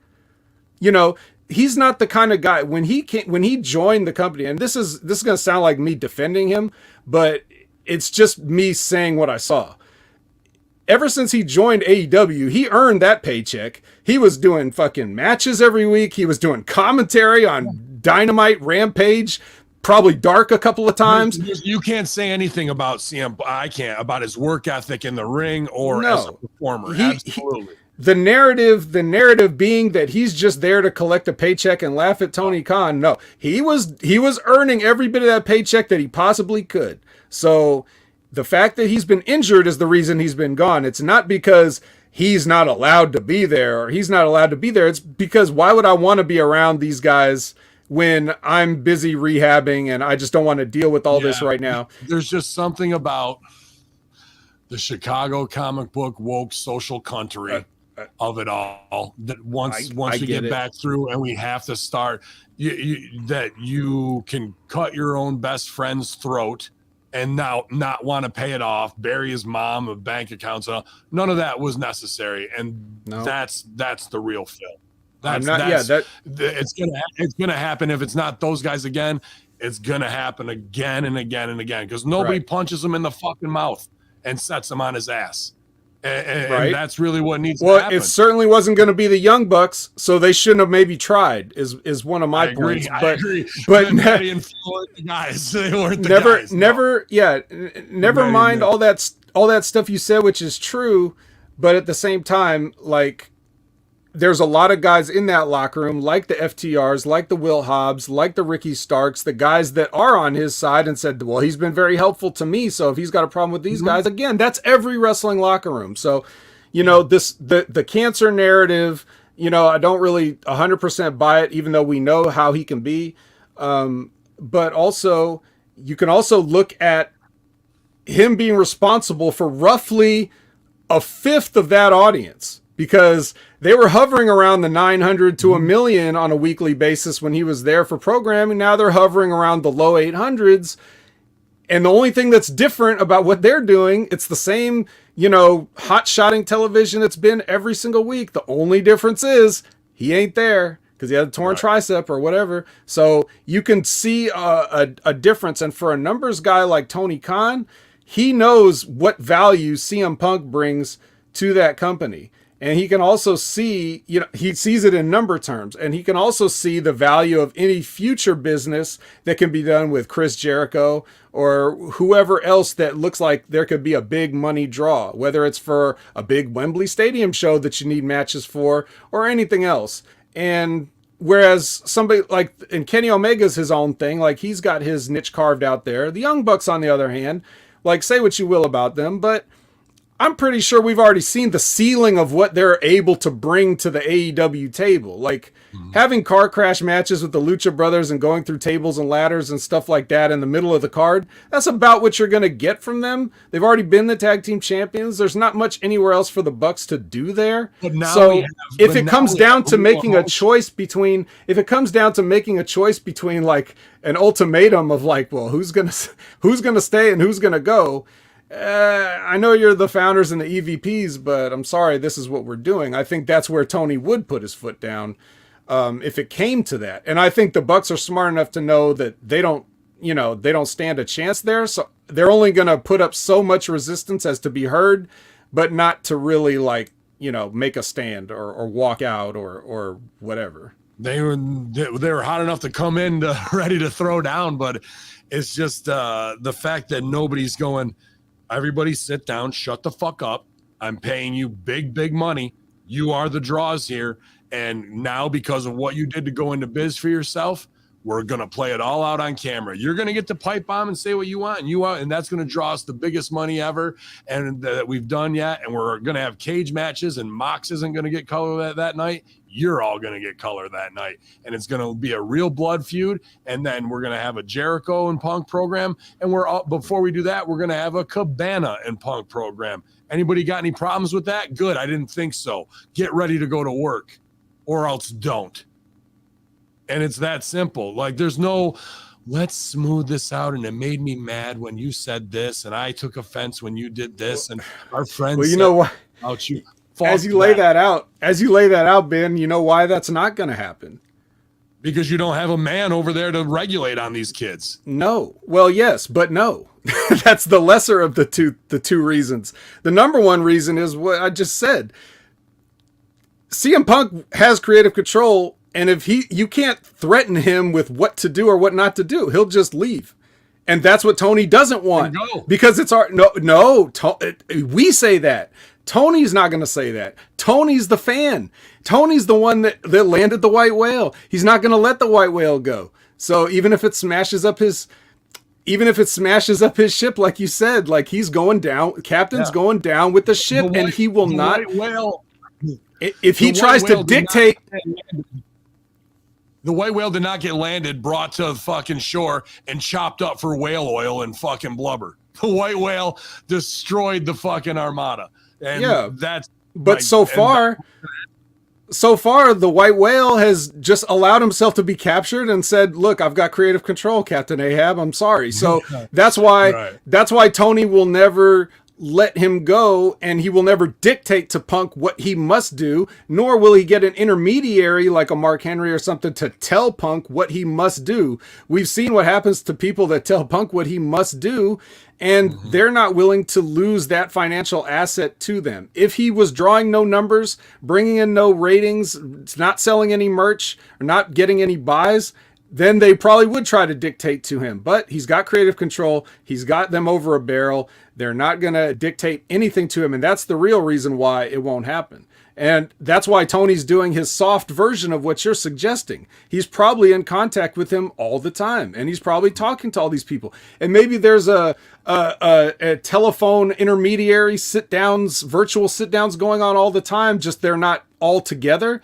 But it's like Tony going back and forth, talking to different people, trying to take the temperature and figure things out. I mean, we're just always assuming that everything is some simplistic black and white version of what we read, again, propagated to us by the dirt sheets, which we denigrate all the time on this platform, and everyone else does. So I think what I'm trying to say here is like, use them. Yeah, we had to. So I think what I'm trying to say is like everybody, let's just chill out and watch this with interest and see. But that's just my perspective, is like, we really don't know a lot about Get me white whale. That's why we need a goddamn whale. Has anybody ever done that? Nobody's ever done that. Maybe Mordecai was close. He was pretty close to it. Japanese.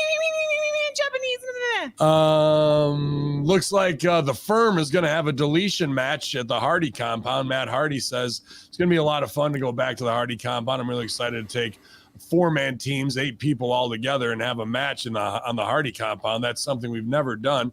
We did a lot of stuff with Decay, and there were 6 people there, and Abyss and Rosemary and Queen Becca and Crazy Steve. That was a good one. Now to have 8 people out there, and the Hardy compound always promises to have cameos. So there you go, you guys. Hacker Hameen, hit up Matt Hardy.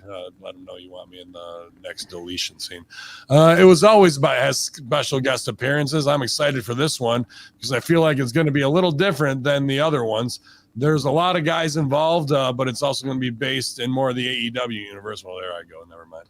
I feel like than any other cinematic match has been, because I get the fact that they're more sports-centric type promotions, so we're going to have some fun and entertaining moments.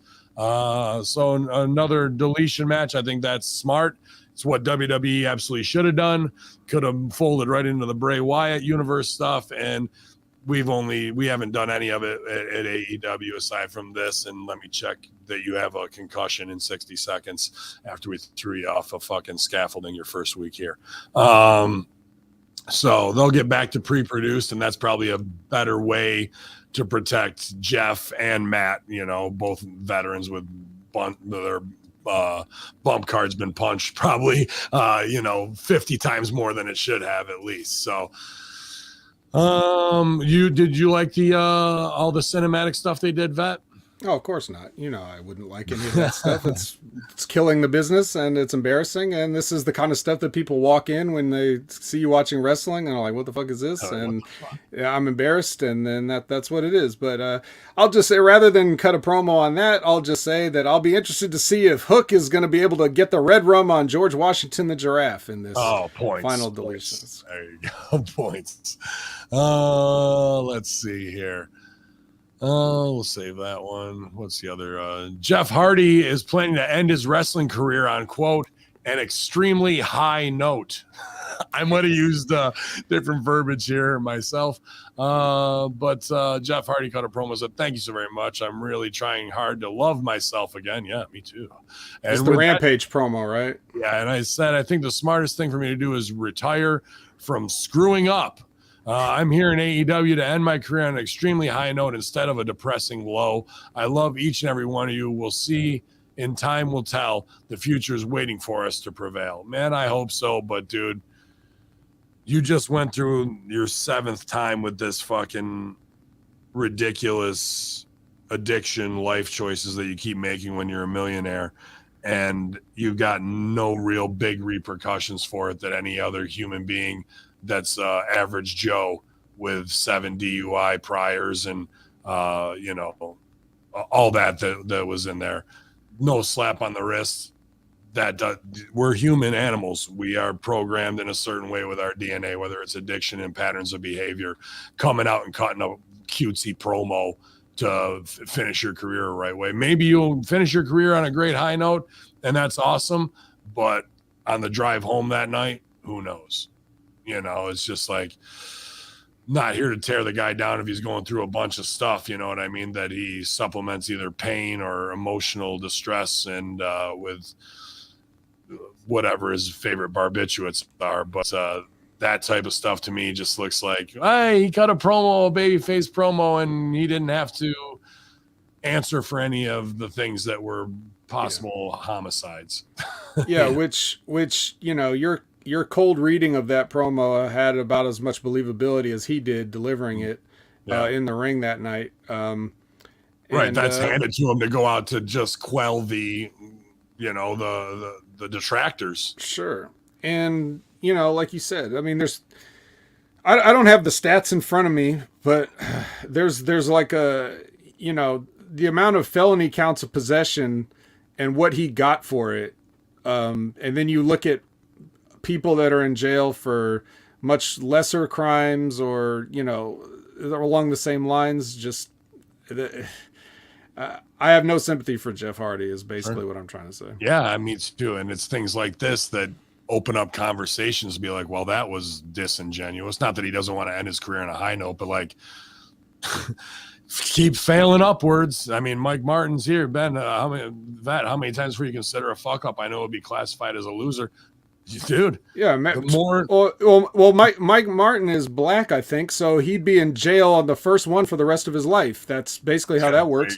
Like, I always think, the equation I always make in my head, maybe it's an oversimplification, but I always look at, like, Jeff Hardy getting, felony DUIs and possession charges and all these other things, and then they're like, well, how about we make him the WWE champion? That'll straighten him up, and then Titus O'Neil grabs Vince by the elbow and he's suspended for, it's just like, you want to know, if you want it, for the people that hate this term white privilege, if you want to know what it looks like in human form, it's Jeff Hardy. Yeah. Is basically what I'm trying to say. Get me black Mike Martin.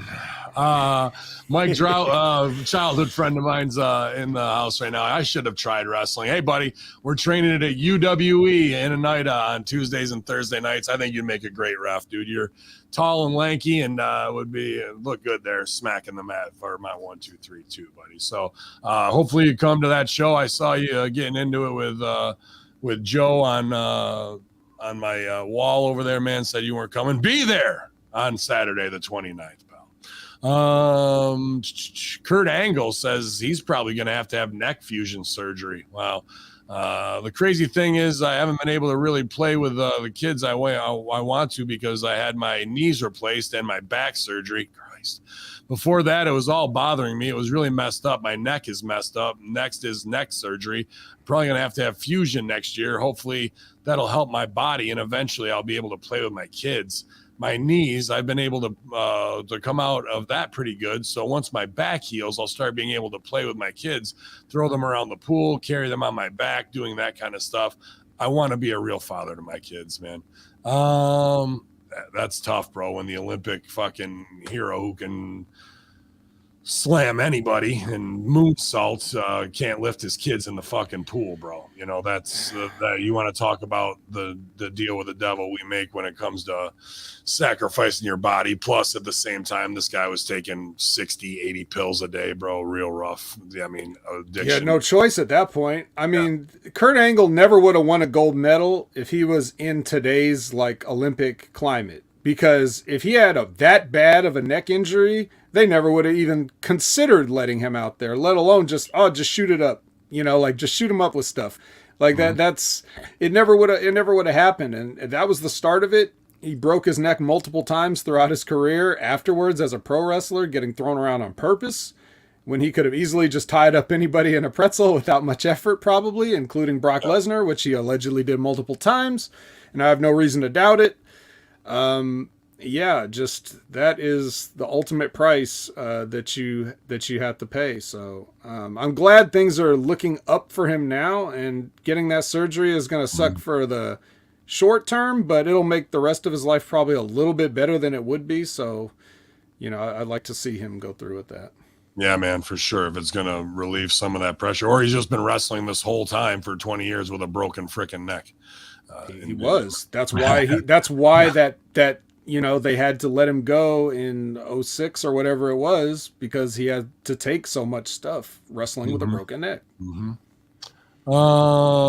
JR says he'd rather have guys smoking cannabis than popping pills. He was on Grilling with JR, yeah, which appropriately focused on Rob Van Dam. Ross spoke about the use of cannabis in wrestling during his time with WWE and today in AEW. He says there's a lot of guys in WWE smoking a little weed. Ross discussed the company's hesitation to push Van Dam in the early 2000s with the Invasion storyline. There's a lot worse things we can do with our lives than smoke pot. Ross stated that people have learned a lot more about cannabis in recent years, including various medical qualities, and shared his belief that it's perfectly okay for wrestlers to use it as long as they're not heading out to the ring while under the influence. Ross shared that when WWE CEO Vince McMahon was against consumption of cannabis at the time, McMahon eventually began to look at things differently for more information out regarding the substance and its possible benefits. He said, I'd rather have somebody toke a little bit as opposed to taking pills. Ross cited the use of Ambien, Xanax, and muscle relaxers in wrestling. Marijuana, after you compare it to all those things, doesn't seem like such a bad thing at all. It absolutely isn't a bad thing. at all, especially for professional athletes with inflammations.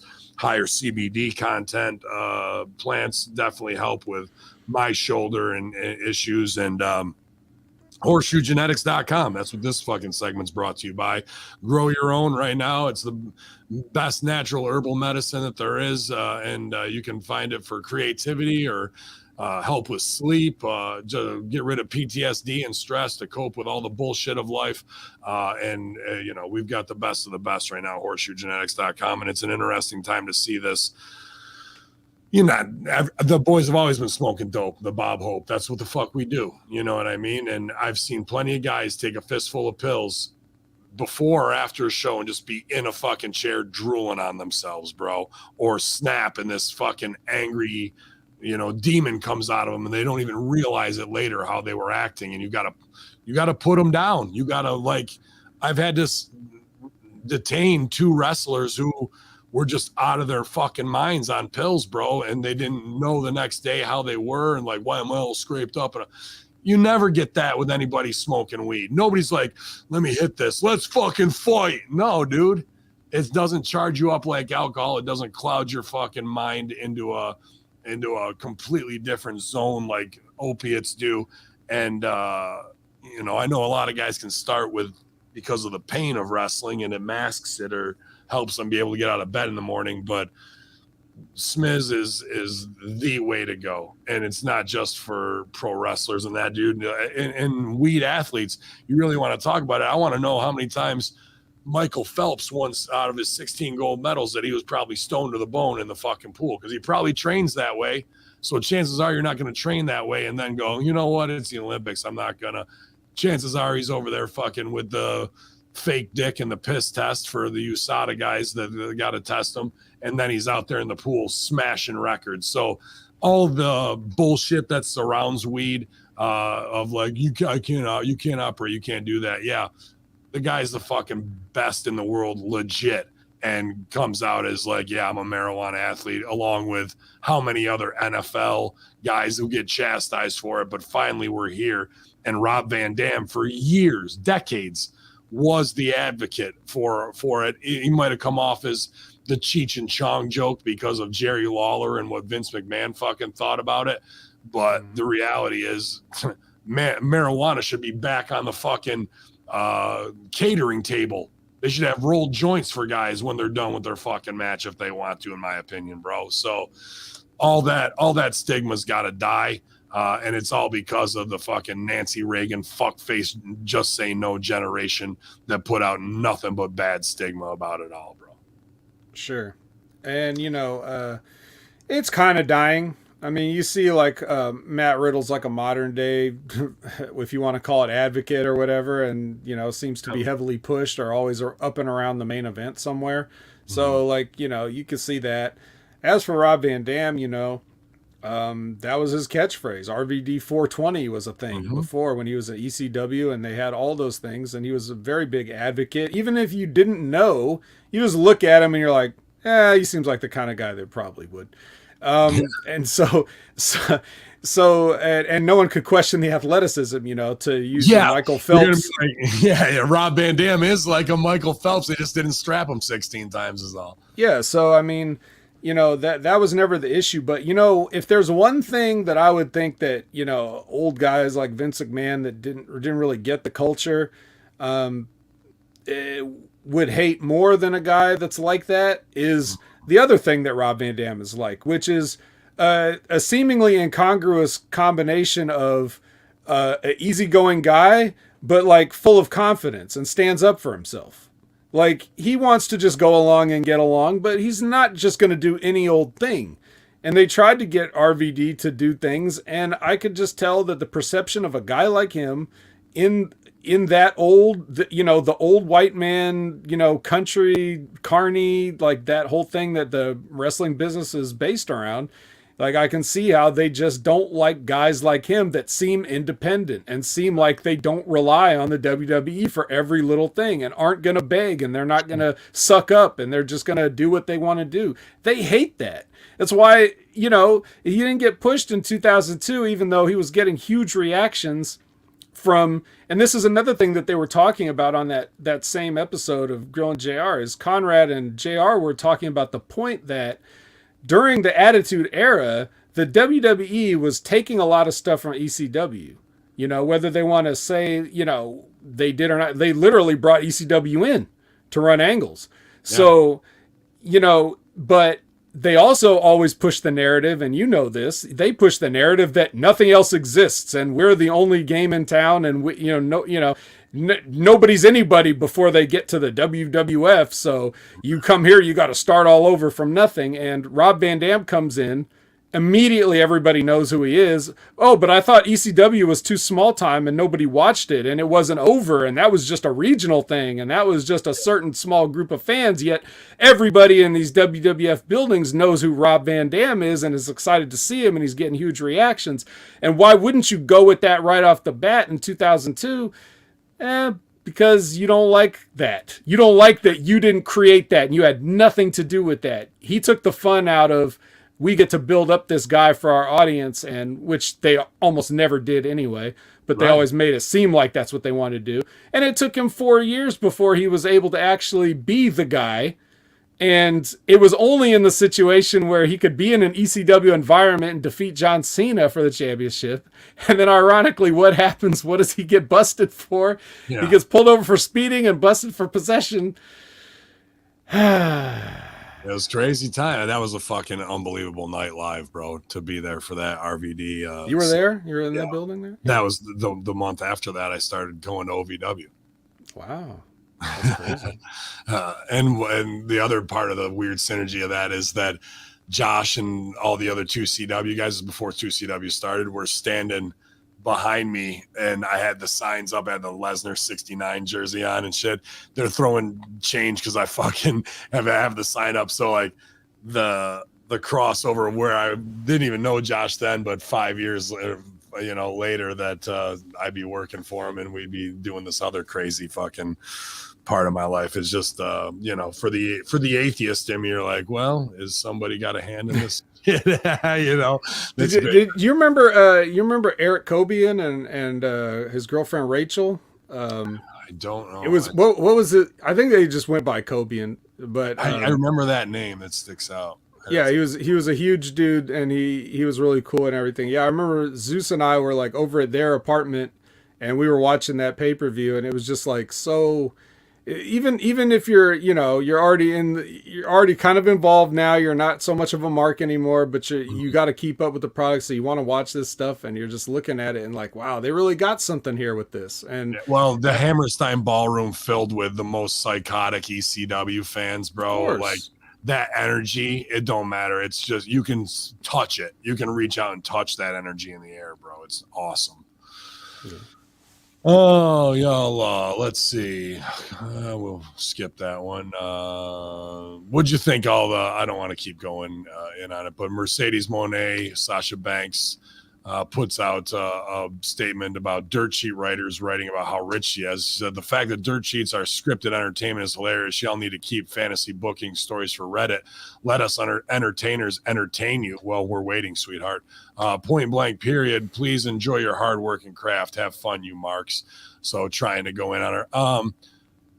Majorly exposed this week with whatever those two stupid fucking New Japan, let's try and do the Rock sing along with zero pop, so cringe, or calling herself the female Rock. And time and time and time again, I get exposed because I think I'm the best, but really I never took any acting lessons at NXT. Like, it just shows why on The Mandalorian does she have no lines? Now you fucking know, because it's performances that are such dog shit like this, only to have a match where you get your spot right in the end and go, you've earned my respect and why you should be. And then we do the Japanese hug and it's like, oh, we're all about honor, but the reality is it's these weird team never touched the titty, tape trader, masturbators, Japanese anime, weird schoolgirl sniffing panty fans that like little weird moments like this, but it's under the guise of fucking The Last Samurai shit. It's all bullshit.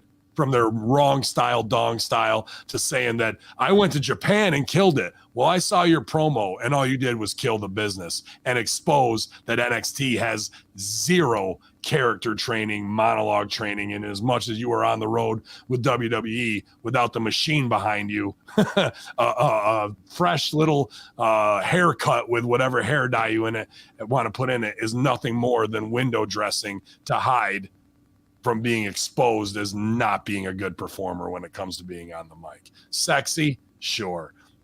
Competent in the ring, about as good as me. On the mic, -5 character work. So you're saying that you think they should shutter NXT? No, I think they should really revamp NXT and bring in myself, Improv Olympic, on a rotating cast of people that I would deem great teachers to help wrestling and teach those improv teachers how we need to cross that over, much like I wanted to when I first showed up in 2006. But here we are with people who weren't even the business then, and because you're Snoop Dogg's cousin, you get the fucking pass and all the little clout and cred. But when it's time to stand in the spotlight by yourself and you're going to do the fucking ukulele sing-along, good luck to you, sis. Exposed. Yeah. Well, you can see from your 2006 OVW experience to now how much they're not interested in being told that they don't know how to do things, and they certainly don't want to hear it from anybody who does. How's that working out for them? It's not working out great for them, but that doesn't matter. They're never going to change their minds. That's not what they do. That's never what they've done, and they're never going to do it. As far as Sasha's, I've always liked Sasha. Do I think that any of the stuff that she's doing is noteworthy? Would I show it to anybody right now saying, oh, you got to check out what she's doing? No, but at the same time, she's built up enough cash with me that she's gonna have to do a lot worse than this to get me off the bandwagon. I still like her. She's not good at promos. A lot of people aren't. A lot of people that you've praised on these platforms aren't, but you praise them because whatever. I don't know why. Maybe because they actually interact with you. Yeah. So I mean, it's all the same thing. If you're saying NXT is a factory that churns out a lot of people that need work, then yeah, that's true, and she might be one of them in those aspects. But a lot of people still, kind of enjoy her, and she's over with me for the fact of for whatever reasons or whatever you think about her performances or whatever, she's over with me for walking the fuck out. Because what I say at the top, I'm more of a talent guy than I am a promotion guy. And you bury the promotion every week, and then when the talent says the same things that you say, you bury them. Not a good look, not consistent. So yeah, she could still use some work. That part is true, but the other thing is true, which is she stood up for herself. She's, much better than on par with you in the ring, I think. So I'm interested to see what she does. But yeah, do I want to see her pretending to play a ukulele? No. Is it getting a pop because it's that bad? It's because they don't understand what she's saying, probably, because they're in Japan. So, and that's what they do at those press conferences.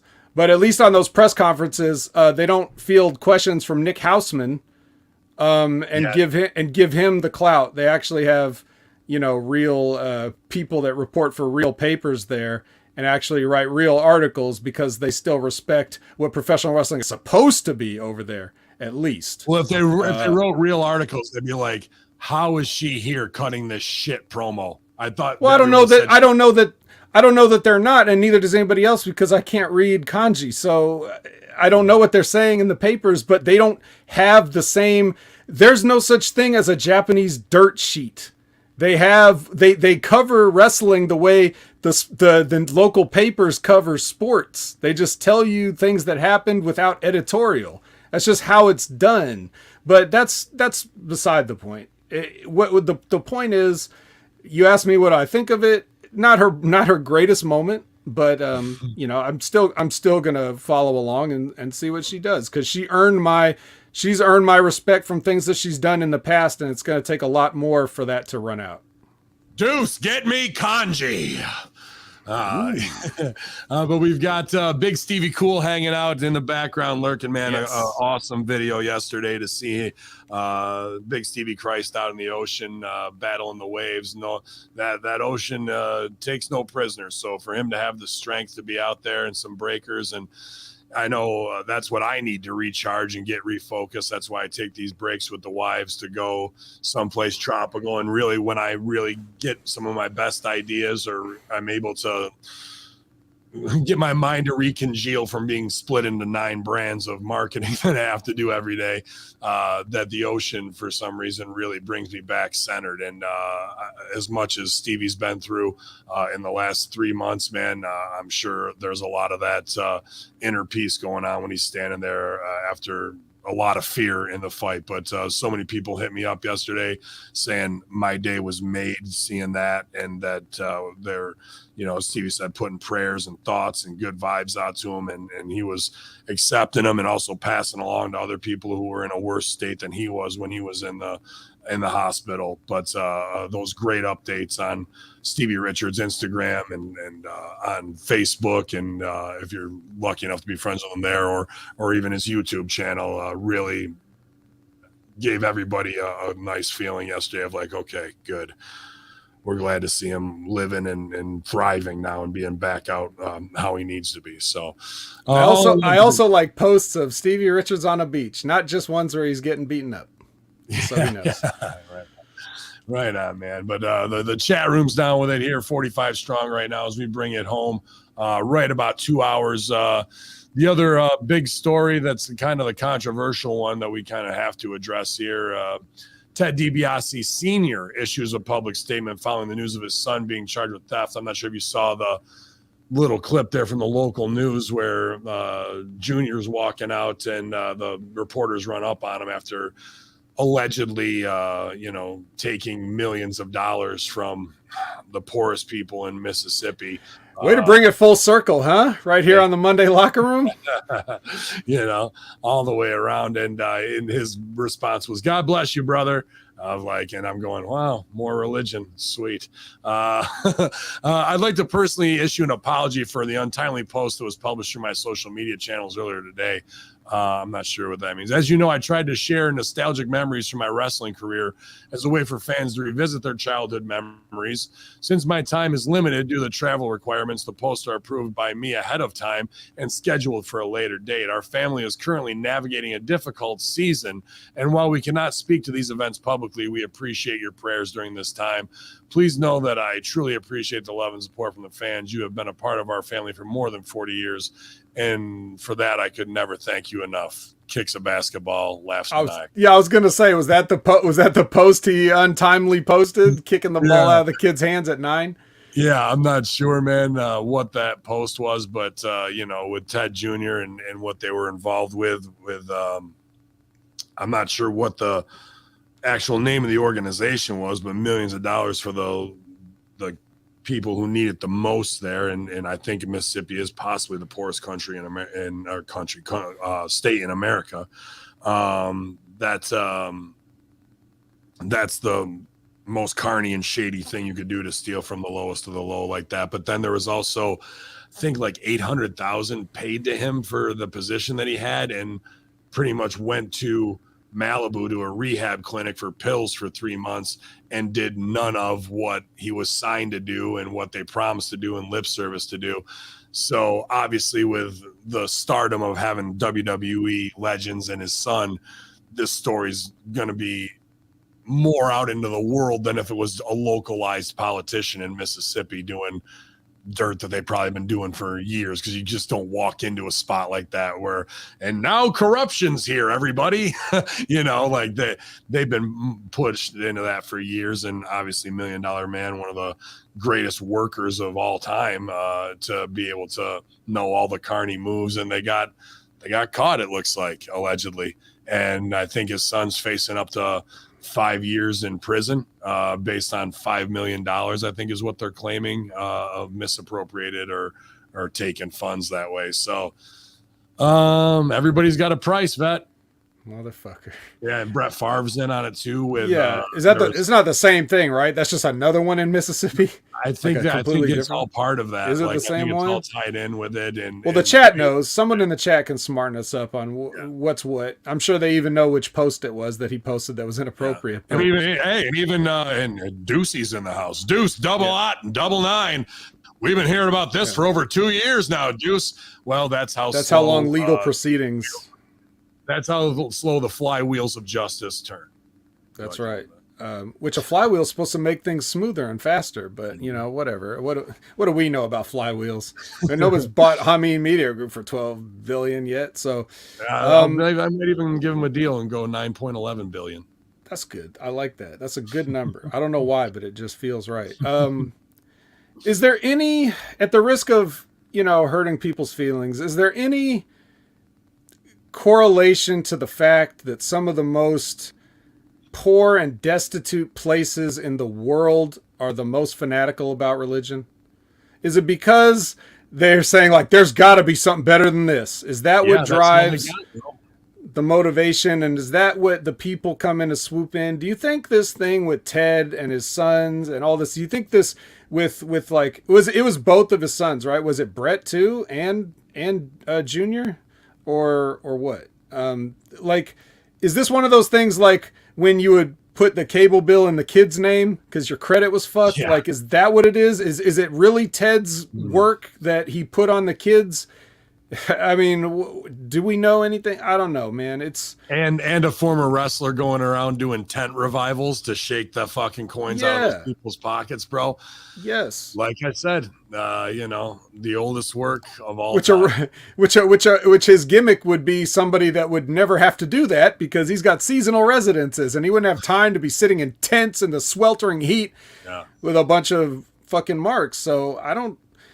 This whole thing is just. When we did a show in Watertown, and I was selling these Saddam Hussein banknotes that I got from this place I used to work at, Mystic Stamp, and then it's got Saddam right on the money, so a real hot button, and that's a pretty cool little piece of merch. I actually got to get more of those if I can. But he saw it and he's like, hey, I don't know what voice I do for the $1 Million Man here.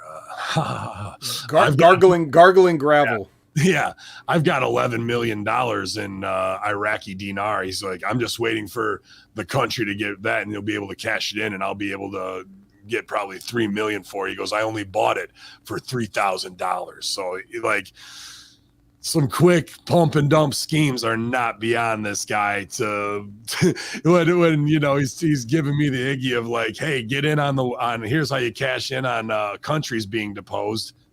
I mean, and bragging to me that he's got 11 million in fucking Iraqi dinar. So you're saying he's not above it, is what you're saying. I would say that the possibility that he may have some fucking Godfather puppet strings on that is there, bro. Interesting. But people were like, holy shit, Junior looking like shit. He's got the dad bod, he's got the gut and all that now. But welcome to living high on the hog when you can work people out of $5 million, I guess, man. But a sticky situation right there, we reap what we sow, Ben. Yeah. We reap what we sow. And we sowed the seeds of greatness, and we reaped them right here as we represent with the Crossfire Heavyweight title at the Monday Locker Room Infidels. I told you $5 face slaps were coming for all you idiots up there north of the border. So Trudeau, Castro, whatever your name is, idiot, I own you now. Your socialized medicine is nothing to me. Your maple syrup is nothing to me. And this is your Molson Ice slap of the week. YOLO. Vet, you going to be doing anything else this week? You got big shows with Impact coming up. I know Slammiversary's around the corner too. So what's good, man? Oh yeah. So later tonight at 6:30 p.m. Pacific, 9:30 p.m. Eastern, whatever your preferred time zone is, it's all the same time for a live Impact Attack with myself and Brandon, and we're gonna have the PWC's Chris Ames come on for a public excoriation of his review of Jay White's match on Dynamite last week. I'm going to teach the kid a few things. I didn't have to teach you anything, Ben. You just glossed over it, so that was good enough for me. But a lot of people missing the boat, and I'm going to do what I do and explain how this really is and how you're supposed to look at it. Somebody commented on one of our, Kaz clipped one of our things from Monday Locker Room, one of the weeks that we did it. And I think it was Scott Ward that commented on how I was able to, I said things that he just didn't even think about, and that's the entire reason why I like to do this. It's, I want you guys to see things differently and think differently. And hearing Ben talk about his, ideology behind his character, his gimmick or whatever, at the beginning, that's something. Hope people see things differently, even if it doesn't change your mind. But can you look at things a little differently than you have been? Something interesting, some other avenues, and can you apply it to bigger things in life? So I really enjoy doing that. And even if it's something as simple as wrestling, we've all got lessons to learn from this kind of stuff, because wrestling takes things from the real world and tries to apply it to people's emotions to get them to believe in something that's not real. That's the whole point of it. Yeah. So, absolutely.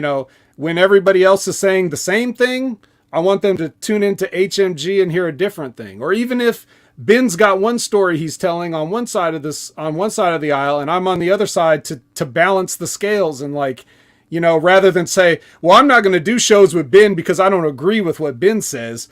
I'm going to balance the scales and give you an option of same platform, different voice. You can choose to listen to one, both, all, whatever you want. But as long as you're thinking for yourself and not just being led, that's more important than anything else. And that is a big theme of, I think, what we've talked about today. So I'm going to do that later and explain why Jay White's one of the greatest wrestlers alive today to Chris. And that'll be, again, like I said, right here live on YouTube and Twitch for Impact Attack. And then, of course, every Wednesday at 8:30 or 8 a.m. Pacific, 11 a.m. Eastern, we've got the Next Level Wrestling Review with Big Ray Hernandez. We are, just like clockwork, same time every week. You never have to wonder. And we talk about NXT, unfortunately, but we try to have a little bit of fun beforehand so that a spoonful of sugar helps the medicine go down, I guess. That's right, man. Great. Ben, you originally invited me on the platform because you wanted, with my some experience somewhat of the developmental, at least I was around it, even if I wasn't necessarily in the thick of it, but I was in the building and around it peripherally and things like that for NXT. But damn it, I really can't apply most of the stuff that I know to these guys, because what they're doing in NXT, they're making like a Disney Channel, kind of preteen young adult type show. And that's not that's not my area of expertise. I would never choose to watch things like that. I can barely comment on the wrestling matches because they're just there to facilitate the badly written Hannah Montana ripoff angles. So I'm doing my best. But anyway, I do like to come on here and be able to chop it up with you about these other things, just to give my brain a different outlet, somewhere else to go. And of course, you can follow me on all your favorite social media platforms at Opinion Haver, on any of them, twitch.tv/Opinion Haver. So yeah, that's pretty much it for me. Some of the greatest opinions here at HMG, and the always great responses from all the loyal listeners who do love to hear our not differing or controversial against each other opinions. There's 1,000 ways to do it, and we agree on a lot. Yeah, we disagree on some. That's very fine. And I hold you in the highest respect as always, Vet. And thank you so much for bringing that perspective to all these great shows, the Impact Attack and here on the Monday Locker Room or wherever. And that's the other thing, when, send out the signal flare, Vet's going to answer, bro. And even if it's last minute and our time zones are different, he's here kicking ass for you guys. It's fucking Shaolin all day around here, man. And I can't say thank you enough for that. And it was a great Monday morning to come back. Victory HAMIN Media Group. That's right. Infidels crushed all over the world. And we're going to keep the train rolling here at Immortal, where I actually will become a god on the road to immortality. So unfortunately, that means I may have to watch wrestling for eternity. But that's the price we pay around here. At least it's not NXT. Celebrate all my victories. ProWrestlingTees.com/Ben Hameen, Cameo.com/Ben Hameen. If you want a victory promo, you can order one now. But you guys are subscribers of ChannelAttitude.com, and we appreciate that, being the most loyal. Might get a little hot this week. I'm cooling down. Not that it really affected me at all, but there's big Stooge report coming. I know they're right in the eye of the shit-a-cane with K100 and good friend Billy Body Guy. So we're going to talk about that on Master Shoot this week with Vince, and we'll see how it plays out. I might have to check in with K100 before I decide to make the move that I want, but I'll shepherd you all to the promised land. I'll tell you that much right now. It's Hacker Hameen. It's the vet. You know where it is. Hameen Media Group, the only place to be, infidels. YOLO. Group. If you're not Caucasian, then leave. What do you think about Jay White D? If he did that like JYD, but